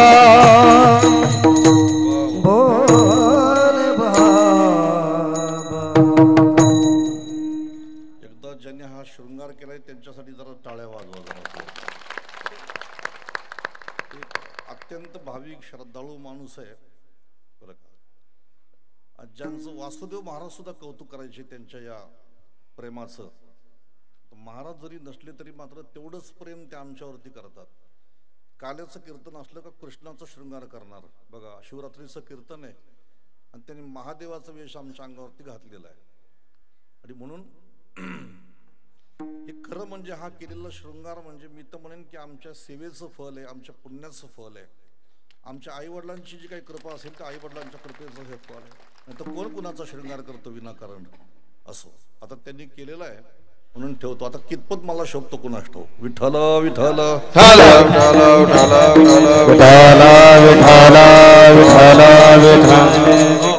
तर मी काय सांगत होतो आपल्याला की तुकोबाराय भगवंताला म्हणतात की तुमच्याकडं काय कमी आहे, देवाकडं कशाची कमी आहे. भगवान हे समर्थ आहेत आणि समर्थ हे विशेषण फक्त भगवंताला लागू पडतं. लक्षात ठेवा, समर्थ माणसांना लागू पडत नाही. मला एकाने विचारलं समर्थ कुणाला म्हणायचं. ज्याच्याकडे सामर्थ्य हा सह स्वातंत्र्य आहे त्याला म्हणायचं समर्थ. ज्याच्याकडे सामर्थ्य पण आहे आणि ज्याच्याकडे स्वातंत्र्य पण आहे त्याला म्हणायचं समर्थ. बऱ्याचशा माणसांकडे स्वातंत्र्य आहे पण सामर्थ्य नाही. काहींच्याकडे सामर्थ्य आहे पण स्वतंत्रता नाही. आता ज्याच्या नजरेमध्ये कुणीही लहान मोठा नाही, सर्वांना देताना तो सारखं देतो त्याला म्हणायचं समर्थ. भगवंताच्या दरबारामध्ये भेद नाही, भेद माणसं करतात. देवाच्या दरबारामध्ये भेद नाही. म्हणून ज्ञानेश्वर महाराजांनी 18व्या अध्यायामध्ये समर्थाची व्याख्या कशी केली बघा. समर्थाच्या पंक्ती भोजने तळिल्या वरिल्या एकची पक्वाने तैसे श्रवणे पठने मोक्षाची लाभे. जी माणसं श्रीमंत असतात, समर्थ असतात ते पंगत वाढताना भेद करत नाही. वर बसले त्यांना तेच जेवण, खाली बसले त्यांना तेच जेवण, बाहेर बसले त्यांना तेच जेवण. आतल्या खोलीमध्ये महाराज बसले तरी त्यांना तेच जेवण, बाहेर टाळकरी बसले तरी त्यांना तेच जेवण, सोबदार बसला तरी त्याला तेच जेवण आणि कीर्तन ऐकणारी माणसं बसली तरी त्यांना तेच जेवण. या शिवरात्रीच्या महात्म्यामध्ये एक ओळ आली ती तुम्हाला मी सांगतो. शिवरात्रीच्या महात्म्यामध्ये नामदेव महाराज म्हणतात माणसाने पंक्तीभेद करू नये. पंक्तीभेद केला तर त्याचा परिणाम अत्यंत भयानक होतो, म्हणून पंक्तीभेद करायचा नसतो. नामदेव महाराज म्हणतात पंक्तीभेदकाची मरतील पोरे किंवा पती मरे बालपणी. जी एखादी स्त्री पंक्तीभेद करते तिची मुलं जगत नाही आणि पुढच्या जन्मात जर ती जन्माला आली लग्न झालं तर लहानपणीच ती विधवा होते, म्हणून पंक्तीभेदाचा निषेध केलेला आहे. मग एखादा सामान्य माणूस पंक्तीमध्ये भेद करतो, पण श्रीमंत माणूस असतो, समर्थ माणूस असतो तर पंक्तीमध्ये भेद करत नाही. तसं देवाकडे जो आला त्या देवाकडे आलेल्या प्रत्येक माणसाला तो तेच फल देतो. येथे नाही झाली कोणाची निरास. त्याच्याकडे कशाचीच कमी नाही. तुम्ही भक्ती मागा, तुम्ही मुक्ती मागा, तुम्ही काही मागा, तो देण्यासाठी समर्थ आहे.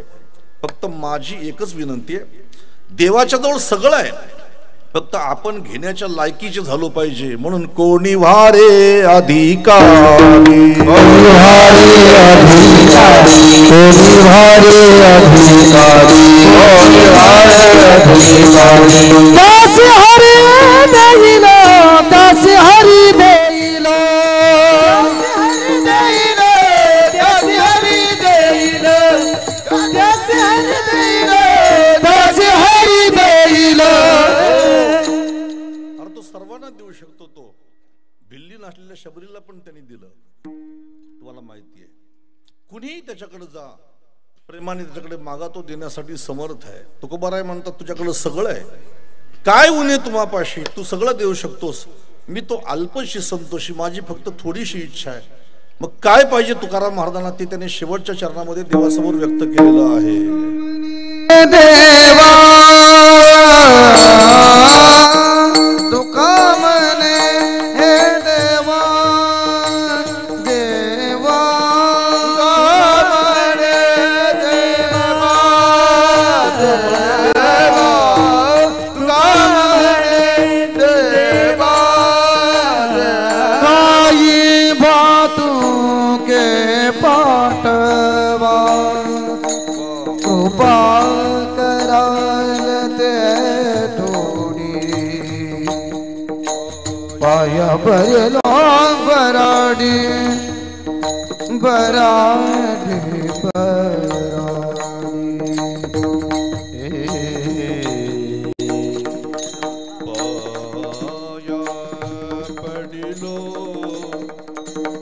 पाया पडिलो बराडी.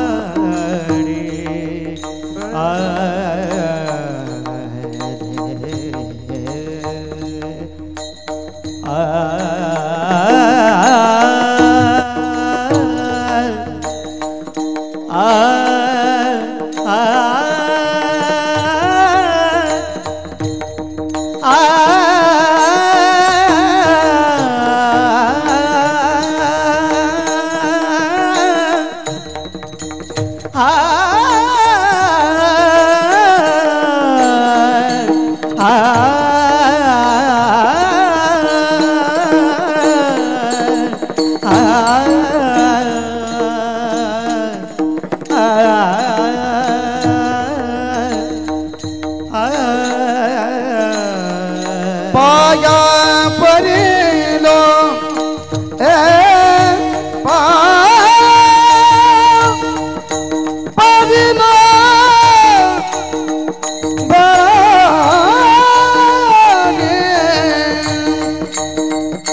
कृपा कराल ते थोडी थोडे, कृपा कराल ते थोडे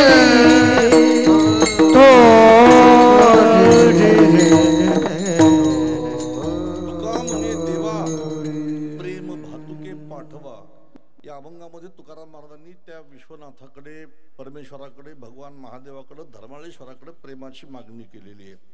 प्रेमाशिवाय परमार्थ कोरडा आहे, प्रेमाशिवाय भक्ती कोरडी आहे. लक्षात ठेवा, देवाला फक्त प्रेम लागतं. आम्ही भावाचे पाहुणे भलतेही भगवान म्हणतात. आणि म्हणून ज्या भक्तीमध्ये, ज्या परमार्थामध्ये प्रेम नसेल ती प्रेमाशिवाय केली जाणारी भक्ती ही कोरडी भक्ती आहे. आणि म्हणून प्रेम हे कुठेही मिळत नाही, प्रेम हे भगवंताच्या कृपेने मिळतं. म्हणून तुकाराम महाराज म्हणतात प्रेम भातुके पाठवा. हो, असा हा जगद्गुरु तुकाराम महाराजांचा मागणीपर अभंग सेवेकरता निवडला होता. आज महाशिवरात्रीचा पर्व काळ आहे. महाशिवरात्रीच्या पर्व काळावर महाशिवरात्रीची कथा सांगावी असा एक नियम असतो, म्हणून फक्त 2-5 मिनिटांमध्ये महाशिवरात्रीची कथा या ठिकाणी मी सांगतो. विठ्ठल विठ्ठल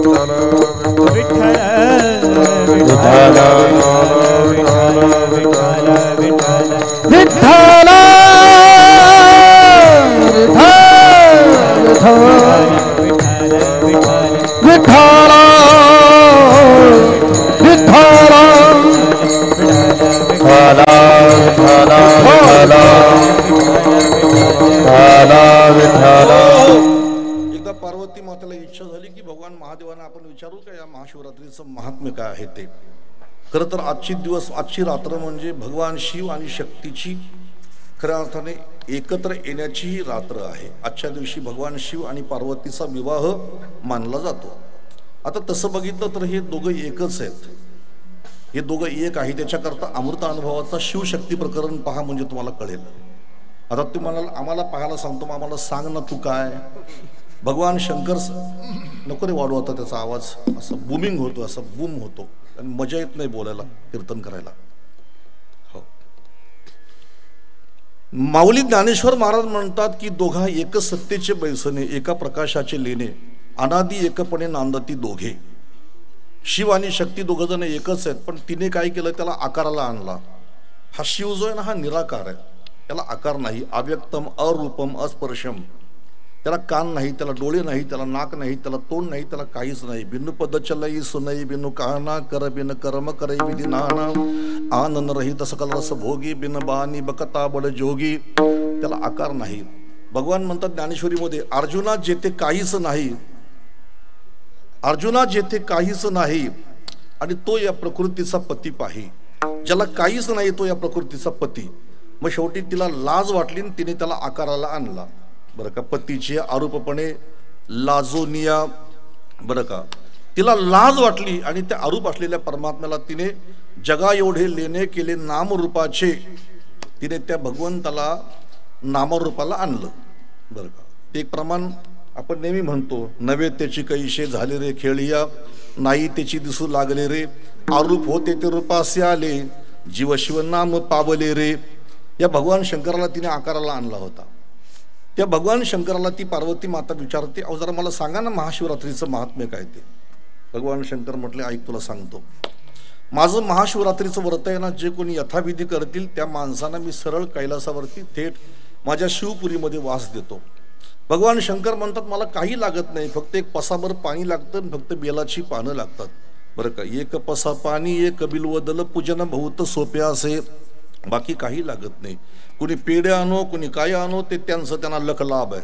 मला फक्त बेलाची पानं लागतात, फक्त बाकी काही लागत नाही. हो, काही माणसं दूध तर किती ओततात. आज तर मी बोलतो किती लिटर दूध लोकांनी ओतलं असेल, पण भगवान म्हणतात त्या दूध ओतणाऱ्याच्या मागं किती भावना आहे, ती फक्त भावना मी पाहत असतो. मला दुधाचं सुद्धा काही काम नाही. आणि म्हणून पार्वती मातेला महाशिवरात्रीचं महात्म्य सांगताना भगवान शंकरांनी एक कथा सांगितली. ती कथा मी आपल्याला 2 मिनिटांमध्ये सांगतो, विस्ताराने सांगायला माझ्याकडे वेळ नाही. बरं का, कांचीपुरी नावाचा देश होता आणि त्या कांचीपुरी नावाच्या देशामध्ये एक सोमदत्त नावाचा राजा होता. आणि त्या सोमदत्त नावाच्या राजाला सगळ्या प्रकारची संपत्ती प्राप्त होती. इंद्राने सुद्धा त्याच्या राज्याचं कौतुक करावं असा तो सोमदत्त नावाचा राजा. 500 स्त्रिया त्याला होत्या. 500 सुंदरा कामिनी. बरं का, 500 बायका त्याला होत्या, पण तरी सुद्धा मात्र समाधानी नव्हता. आश्चर्याची गोष्ट आहे, 500 बायका केल्यानंतर सुद्धा समाधानी नव्हता. पण त्याला एक गोष्ट माहीत नव्हती, माझ्या 500 बायकांपैकी 498 बाया व्याभिचारी आहेत हे त्याला माहीत नव्हतं. 500 माझी दोघी पतिव्रता. बरं का, जारिनी सर्वता सर्व काही. 500 स्त्रियांपैकी 498 स्त्रिया या जारिनी होत्या, दुष्कर्म करणाऱ्या होत्या, पापिनी होत्या, व्याभिचार करणाऱ्या होत्या. आणि म्हणून एक धर्मशास्त्र असं सांगतं बरं का, धर्मशास्त्राचा असा नियम आहे की राष्ट्राने पाप केलं तर राजाला भोगावं लागतं. राष्ट्र करी पाप राजाने भोगावे. बरं का, शिष्याने केले ते गुरुने भोगायचं, स्त्रीने केलं ते पतीने भोगायचं. लक्षात ठेवायचं. म्हणून शिष्य करताना विचारपूर्वक करायचं. आला का दिली माळ, एक दिवस घालतील नरकात तेव्हा तुला कळेल. बरं का, हल्ली माळ द्यायची खूप लोकांना घाई आहे. मला शिष्य पाहिजे, शिष्य पाहिजे. पण शिष्याने केले ते भोगावे गुरुशी नामदेव महाराज म्हणतात. आणि काय झालं, त्या 498 बायांनी जे दुष्कर्म केले त्याचं पाप तयार झालं, त्याचं प्रारब्ध तयार झालं. आणि शेवटी जेव्हा हे सगळे मेले तेव्हा त्या 498 स्त्रिया शेवटी नरकामध्ये गेल्या. आणि राजा जो होता सोमदत्त नावाचा राजा, मरोनिया जन्म हरणाचा पावला, मरोनिया जन्म हरणाचा पावला, मरोनिया जन्म हरणाचा पावला, मरोनिया जन्म हरणाचा पावला. पतिव्रता झाल्या कुरंगीने, पतिव्रता झाल्या कुरंगीने, पतिव्रता झाल्या कुरंगीने. हरणाचा जन्म त्याला मिळाला. त्याच्या 2 पतिव्रता स्त्रिया हरणी झाल्या, 498 स्त्रिया नरकात पडल्या. आता तो आपल्या पत्नींच्या सह विहार करीत असताना पुढे काय गंमत झाली. इंद्राच्या दरबारामध्ये सेवा करणारा एक इंद्राचा चाकर भूतसेन नावाचा इंद्र सेवेमध्ये चुकला, काहीतरी अपराध झाला त्याचा. आता इंद्र म्हणजे तापट देवता, दिला शाप लगेच की जा रे मृत्यू लोकामध्ये भिल्ल होऊन पडशील. भिल्ल होऊन पडला. नाव त्याचं चंड भिल्ल. बापाने त्याला शिकार करायला शिकवली होती. बरं का, वाघूर वगैरे सगळं साहित्य त्याने गोळा केलं होतं शिकार करायचा. आणि आता एक दिवशी शिकारीला निघाला. महाशिवरात्रीचा दिवस होता. रस्त्यामध्ये जाताना त्याला वारकरी भेटायचे. देवळात जाताना हर हर महादेव जय भोले असं माणसं बोलायची. ते त्याने ऐकलं आणि तो त्यांना असं वेडवाकडे वेडवून दाखवत होता. तो काही लोक बुवा लोकांना म्हणतात ना, रामकृष्ण हरी रामकृष्ण हरी, बुवा हरी हरी विठ्ठल विठ्ठल, तसं तो त्यांना चिडवायचा. बरं का, जय भोले हर हर महादेव, जय भोले हर हर महादेव. आता तो असं गमतीने म्हणायचं तरी त्याला पुण्य मिळायचं. संध्याकाळ झाली, त्याला त्या दिवशी शिकारच नाही मिळाली. बिचारा उपाशीच होता दिवसभर. बघा, अनायासे उपवास घडला, मुखाने भजन घडलं, पाणी सुद्धा नाही त्याला प्यायला मिळालं त्या दिवशी. संध्याकाळपर्यंत शिकार पण नाही भेटली. संध्याकाळी शेवटी घरी परत जावं तर बायको विचारेल तुम्ही तसेच परत आले म्हणून. नदीच्या काठावरती त्याने असं जाळं मांडलं आणि एका झाडावरती बसला. आता योगायोग कसा बघा, ज्या झाडावर बसला ते झाड होतं बेलाचं. आता जर एखादा प्राणी शिकार करायला आला का मग मी त्याला बाण मारीन असा वाट बघू लागला. प्राणी काही येत नाही म्हणून तो कंटाळला. आता त्यांनी पुढे काय केलं, डोळ्याच्या आड जी बेलाची पानं यायची तो तोडायचा आणि ती पानं खाली टाकायचा. त्यांनी रात्रभर ती बेलाची पानं खाली टाकली. त्या झाडाखाली जुनं शिवलिंग होतं पूर्वीचं स्थापन केलेलं. बऱ्याच वर्षापासून त्याची पूजा नव्हती.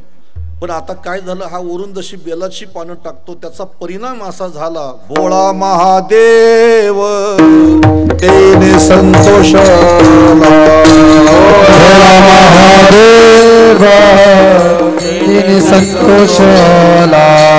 कोण भला पूजा करी माझी, कोण भला पूजा करी माझी, कोण भला पूजा करी माझी, कोण भला पूजा करी माझी. कोण पूजा करतो माझी, यमाला बोलावून घेतलं. कारण शंकराचा डिपार्टमेंटचा मॅनेजर म्हणजे यम. यम यम यम म्हणजे इंग्लिश मधला यम नाही. यम माणसं नेतो, माणसांचा प्राण नेतो, वडीत नेतो आपल्याला शेवटी. नाही त्या यमाशी करुणा, बाहेर कुडिता काढिता कुडी प्राणा. बरं का, त्याला असं एखादा गाईला कसा खेचीत नेतो तिचा मालक वडीत वडीत वडाला गाईला, तसा शेवटी तो आपल्याला वडीत घेऊन जातो यम. शेवटी तो यम शंकरांनी बोलावलं. जी बोला, काय कशासाठी बोलावलं. त्या झाडावर कोण बसलेला आहे जरा जाऊन त्याची विचारपूस करा आणि त्याला काय पाहिजे असेल ते त्याला देऊन या. यम गेला रेड्यावरती बसून. वरून हा खाली पानं टाकीत होता. त्याला खाली लागून ए खाली बघितलं, रेड्यावर बसलेला कोणतरी दिसला. तुम्ही कोण. खालून त्यांनी सांगितलं मी यम आहे. यम म्हणजे कोण, अरे माणसाचा प्राण नेतो तो. काय त्याची अवस्था झाली असेल सांगा बघू. घाबरला, थरथरा कापायला लागला. माझं काय चुकलं म्हटलं, अजून माझं आयुष्य शिल्लक आहे, जरा मला जगू दे रे बाबा, जगू दे, मला पाया पडतो तुझ्या. यम म्हटला मी तुला न्यायाला नाही आलो, तुला मी द्यायला आलोय. बघा बरीचशी माणसं म्हणतात मी मरण, मी जीव देईन, मी आत्महत्या करीन, मी मरायची भीती दाखवतात माणसं कधी कधी, बरं का. पण प्रत्यक्ष मरण मरायचा विषय बोलला की मग माणसाच्या पायाखालची जमीन सरकते, लक्षात ठेवा, बरं का. एक जण रात्री जीव द्यायला चालला होता, हातामध्ये बॅटरी घेऊन जीव द्यायला. त्याला एका माणसाने विचारलं बॅटरी कशाला, म्हटलं पायाखाली काही सुकाटा आला म्हणजे नको का, म्हटलं अरे जीव द्यायला चालला बॅटरी घेऊन चालला, काय बोलावं. हो, एकाला फाशी झाली आणि शेवटची त्याला इच्छा विचारली पोलिसांनी, तुझी काय इच्छा आहे शेवटची. तो म्हटला चहा ठेवा, म्हटला मला चहा प्यायची सवय, मरता मरता चहा प्यायचा आहे, पण जरा साखर कमी टाकावं, म्हटलं डायबिटीज आहे. आता मरणार आहे आता 2 मिनिटांमध्ये तरी म्हणतो साखर कमी टाका, बरं का. फक्त माणसं भाषा करतात मी मरण, मी जीव देईन, आत्महत्या करीन. आपले मोठे महाराज एक गोष्ट सांगायचे विनीत, विचार केशव मामा समोर आहेत. एक म्हातारी जीवनाला कंटाळली, रानामध्ये जायची, लाकडं तोडायची, बिचारी विकायची आणि त्याच्यावर पोट भरायची. एक दिवशी काय झालं की म्हातारीचं वय झालं 75 वर्ष, डोक्यावरचा भारा खाली पडला आणि पायामध्ये काटा घुसला म्हातारीच्या, आणि ती म्हातारी हाताची बोटं मोडून यमाला शिवाय द्यायला लागली, यमा मेल्या तुझा सत्यानाश झाला, कुठं कुठं मेलास म्हटले, तू ये ना लवकर. यमाने ऐकलं, म्हटला ही बाई मला बोलवते, तिथं गेलं पाहिजे. एका क्षणात यम तिथं हजर. बोल मावशी काय, कोण रे म्हटली, तू यम, तू आता बोललीस ना कुठं काळा झाला सत्यानाश झाला म्हणून. यम म्हटला चल बघू रेड्यावरती बस, मी तुला न्यायाला आलोय. ती म्हटली तुला न्यायाला नाही बोलवला, डोक्यावरचा भारा खाली पडलाय तो उचलायला बोलवला म्हटली तुला. तसा तो यम, बरं का. काय पाहिजे तुला बोल. मग त्यांनी काय मागितलं, जातीचा भिल्ल. त्यांनी सांगितलं मृग पक्षी यांचे कळावे बोलणे, मला जनावरांचं बोलणं कळलं पाहिजे, एवढा फक्त वर द्या, म्हणजे पशु पक्षी काय बोलतात ते मला कळलं पाहिजे. यमाने त्याला तथास्तु म्हटलं आणि याला जनावरांचं बोलणं याला कळायला लागलं. आता याने नदीच्या काठावरती जो वाघूर मांडलेला आहे तो हरिण पाणी पिण्यासाठी आला. सोमदत्त नावाचा राजा हरिण झाला होता तो. आता जवानीच्या भरामध्ये उड्या मारीत मारीत मारीत मारीत जशी पोरं गाडी चालवताना परवा करीत नाही, एका हातात मोबाईल दुसऱ्या हातामध्ये गाडीची स्टेअरिंग, आणि एका फटक्यामध्ये आऊट होतात पोरं, तसा हा एका फटक्यामध्ये आऊट झाला, त्याच्यामध्ये अडकला. लागला लोळायला, जसं लोळतो तशा गाठी फिट होतात त्या वाघुराच्या, आणखी फिट झाला, आक्रोश करायला लागला. हा म्हटला झालं बाबा, चीज झालं, सार्थक झालं, म्हटला सापडला जाळ्यामध्ये माझ्या. आणि तेवढ्यामध्ये त्याची पत्नी आली तिथं, जी लहान, तिला 2 पाडसं होती, ती आली तिथशी. धाकुटीशी 2 पाडसे गोजिरी आणि दुजे गरोदरी पूर्णमासी. एक हरिण पूर्ण महिन्याची गरोदर होती आणि एकीला 2 पाडसं होती. ती हरिण तिथं आली, येऊन बघते तर पती त्याच्यामध्ये अडकलेला आहे आणि त्यांची चर्चा सुरू झाली. ते ऐकतो पारधी, त्याला आता कळतं त्यांचं बोलणं. आणि ती पारध्याला म्हणते जोराजोरामध्ये, तू ये, अरे बाबा माझ्या पतीला सोड आणि मला तू या जाळ्यामध्ये अडकव, बरं का. तो बघतो काय चाललंय यांचं म्हणून. तेवढ्यामध्ये पारधी तिथं आल्यानंतर मग ती म्हणते माझ्या पतीला फक्त पाणी प्यायला सोड बाबा, मी जरा माझ्या मुलांना तिकडं दूध पाजून येते, बरं का, आणि मग मला पण त्या जाळ्यामध्ये तू अडकव, तुझ्या मी पाया पडते. नंतर ती गेली मुलांना दूध पाजायला. ती मुलंही तिच्या पाठोपाठ आली. तिची मोठी हरिण तिथं त्या ठिकाणी आली. 5च्या 5 हरणं तिथं आली. त्या पारध्याला म्हणतात की बाबा आम्हाला पाणी पिऊ दे, आमचं पाणी पिऊन झालं का मग आम्हाला तू सर्वांना मारलंस तरी चालेल. पण तो पारधी काय म्हणतो, तुम्ही पाणी प्यायला गेले परत नाही आले म्हणजे झाला का घोटाळा, म्हटला. हो, त्यांनी मग शपथा घेतलेल्या आहेत, त्या ठिकाणी शपथा घेतलेल्या आहेत, बरं का. परनिंदा परद्रोहाशी रतला, कावळाहून येईल जन्मा. दुसऱ्याची निंदा केली, दुसऱ्याचा तिरस्कार केला, तो माणूस कावळा होतो. ज्या बाईने पंक्तीभेद केला तिची मुलं मरतात. मग हे अशा प्रकारचं पाप आमच्या माथ्यावरती लागेल. ज्या माणसाने दुसऱ्यांचा मत्सर केला तो डुक्कर होतो. हे सगळं पाप आम्हाला लागेल आम्ही जर नाही परत आलो तर. त्याने विश्वास ठेवला आणि त्याने असा विचार केला ही रानातली रानवर किती ज्ञानी आहे, त्यांना सोडलं पाहिजे आपण. मग तो म्हटला तुम्हाला मी जीवदान देतो. ते म्हटले आम्हाला जीवदान काही नको देऊ, आम्ही पाणी पिऊन येतो, मग आमची तू हत्या कर. 5च्या 5 जण पाणी प्याले, परत आले. आता तो पारधी त्यांना मारत नाही म्हणून ते 5 जण म्हटले आम्ही तुझ्या घरी येतो, चल आम्ही तुझ्या घरी येतो, मग आम्हाला घरी नेऊन तू आम्हाला मारून आमचं मांस खाल्लंस तरी चालशील. आणि तेवढ्यामध्ये त्या हरणांचं पूर्व पुण्य फळाला आलं. आणि महादेवानी त्या पाचही हरणांना आपल्या कैलास पर्वतावरती घेऊन गेले.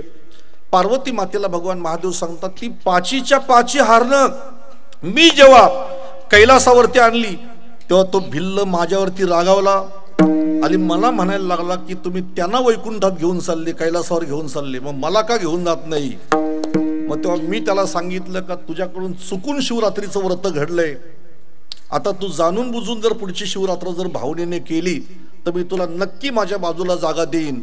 आणि मग त्या पारध्याने मग श्रद्धापूर्वक पुढचं शिवरात्रीचं व्रत केलं. आणि नामदेव महाराज म्हणतात बरं का, भिल्ल पानेडी बैसला, भिल्ल पानेडी बैसला, भिल्ल पाने रे बैसला, भिल्ल पाने रे बैसला, भिल्ल पानेडी बैसला, भिल्ल पानेडी बैसला, भिल्ल पाने रे बैसला, भिल्ल पाने रे बैसला. त्याला कैलासावर नेला आणि भगवंताने त्याला आपल्या सान्निध्यामध्ये बसवलं त्या भिल्लाला. अशा पद्धतीने हे महाशिवरात्रीचं व्रत चुकून जरी एखाद्या भक्ताकडून घडलं तरी त्याला तेवढंच पुण्य मिळतं. अशा या महाशिवरात्रीच्या पर्वकाळावरती आपण या ठिकाणी आज या धर्माळेश्वराच्या प्रांगणामध्ये ही कथा श्रवण करीत होतात. आपल्या सर्वांना या ठिकाणी मी धन्यवाद देतो. विशेषतः संपूर्ण ग्रामस्थ मंडळ खोनी यांना धन्यवाद देतो. वारकरी संप्रदाय असेल, स्वाध्याय परिवार असेल, बैठक असेल, माझ्या माता भगिनी असतील, तरुण वर्ग असेल, यांना सर्वांना धन्यवाद देतो. आणि या सप्ताहाचं नेतृत्व ज्यांच्याकडे असे ठाकरे कुटुंबीय, विशेषतः आमचे सुरेश बुवा ठाकरे, अगदी 10-12 दिवसापूर्वी त्यांचे बंधू अकस्मात त्यांचं देहावसन झालं आणि दुःखाची छाया त्यांच्यावरती असताना सुद्धा हे दुःख झाकून त्यांनी हे वारकरी संप्रदायाचं कार्य, ही परंपरा त्यांनी पुढे सुरू ठेवलेली आहे. आम्ही सर्वजण त्यांच्या दुःखामध्ये सहभागी आहोतच, पण त्यांच्या खऱ्या अर्थाने भावनेचं कौतुक केलं पाहिजे. या ठिकाणी उपस्थितांना धन्यवाद देतो आणि शेवटचे 2 शब्द सांगतो, तेवढे घरी घेऊन जा. माणसाने माणसासारखं जगा, संगत चांगल्याची करा, गळ्यामध्ये पवित्र तुळशीची माळा घाला, आपल्या मुलांवरती चांगले संस्कार करा, वाईट वाटून घेऊ नका. तुम्ही चांगले वागाल तर तुमची मुलं चांगली वागतील, तुम्ही जर घाणेरडे वागले तर मुलं सुद्धा घाणेरडे वागतील. आणि परत एकदा सांगतो माझ्या तरुण मुला मुलींना की मोबाईलचा वापर चांगला करा. विशेषतः मुलींना सांगतो, तुमच्या बापाने तुम्हाला 1,25,000चा मोबाईल घेऊन दिलाय, याचा अर्थ तुमचा बाप जो आहे तो तुमच्यापासून काहीतरी स्वप्न बघतोय, तुमच्या सगळ्या इच्छा तो पूर्ण करतो, म्हणजे त्याला काहीतरी अपेक्षा आहे. आणि म्हणून जेणेकरून त्याच्या अपेक्षाचं भंग होईल असं काही करू नका. एक भलं मोठं रॅकेट या देशामध्ये काम करतं, तुम्हाला कदाचित त्याची कल्पना नसेल.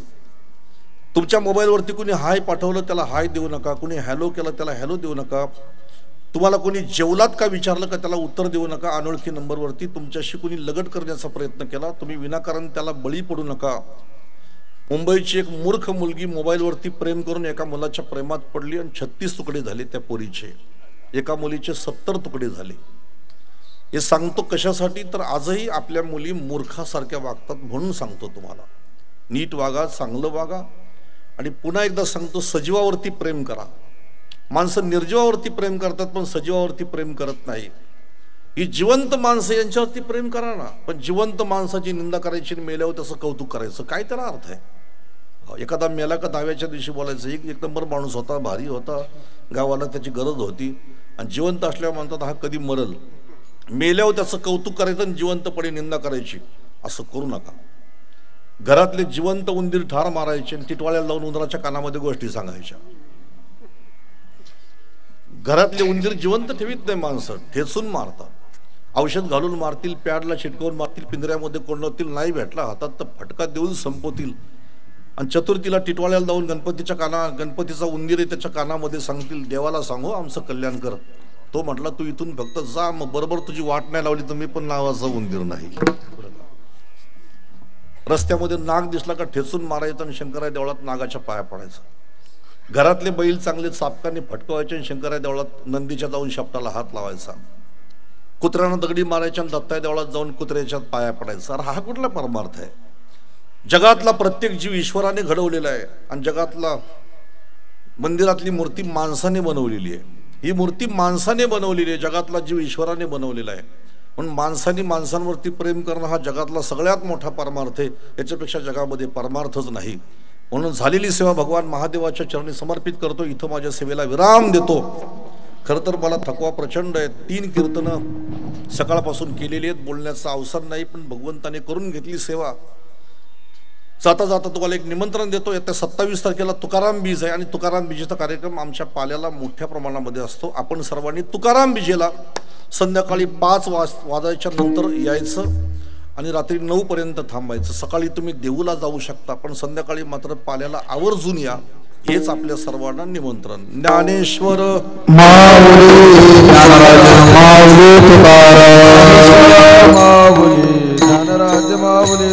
ज्ञानेश्वर माऊली ज्ञानराज माऊली तुकाराम. जय जय विठ्ठल जय जय विठ्ठल. हा हा हा बोलिले ले कुरे वेडे वाकुडे उत्तर. चला हा नाही विचारिला दे कारम्या मुला. तुका म्हणे ज्ञानेश्वरा राखा पाया बैकिंकरा. ज्ञानदेव तुकाराम तुकाराम पुंडलिका वरदे हरिविठ्ठल श्री ज्ञानदेव. या ठिकाणी उपस्थित असलेले सर्व भाविक प्रेमीजन हो, आपणास या सिद्ध व्यासपीठाच्या वतीनं मी विनंती करतो, आपण बसल्या जागेवर 5 मिनिटं तसेच बसून राहा. श्री धर्मालेश्वर शिवसेवा प्रतिष्ठानच्या माध्यमातून खऱ्या अर्थाने ह्या ठिकाणी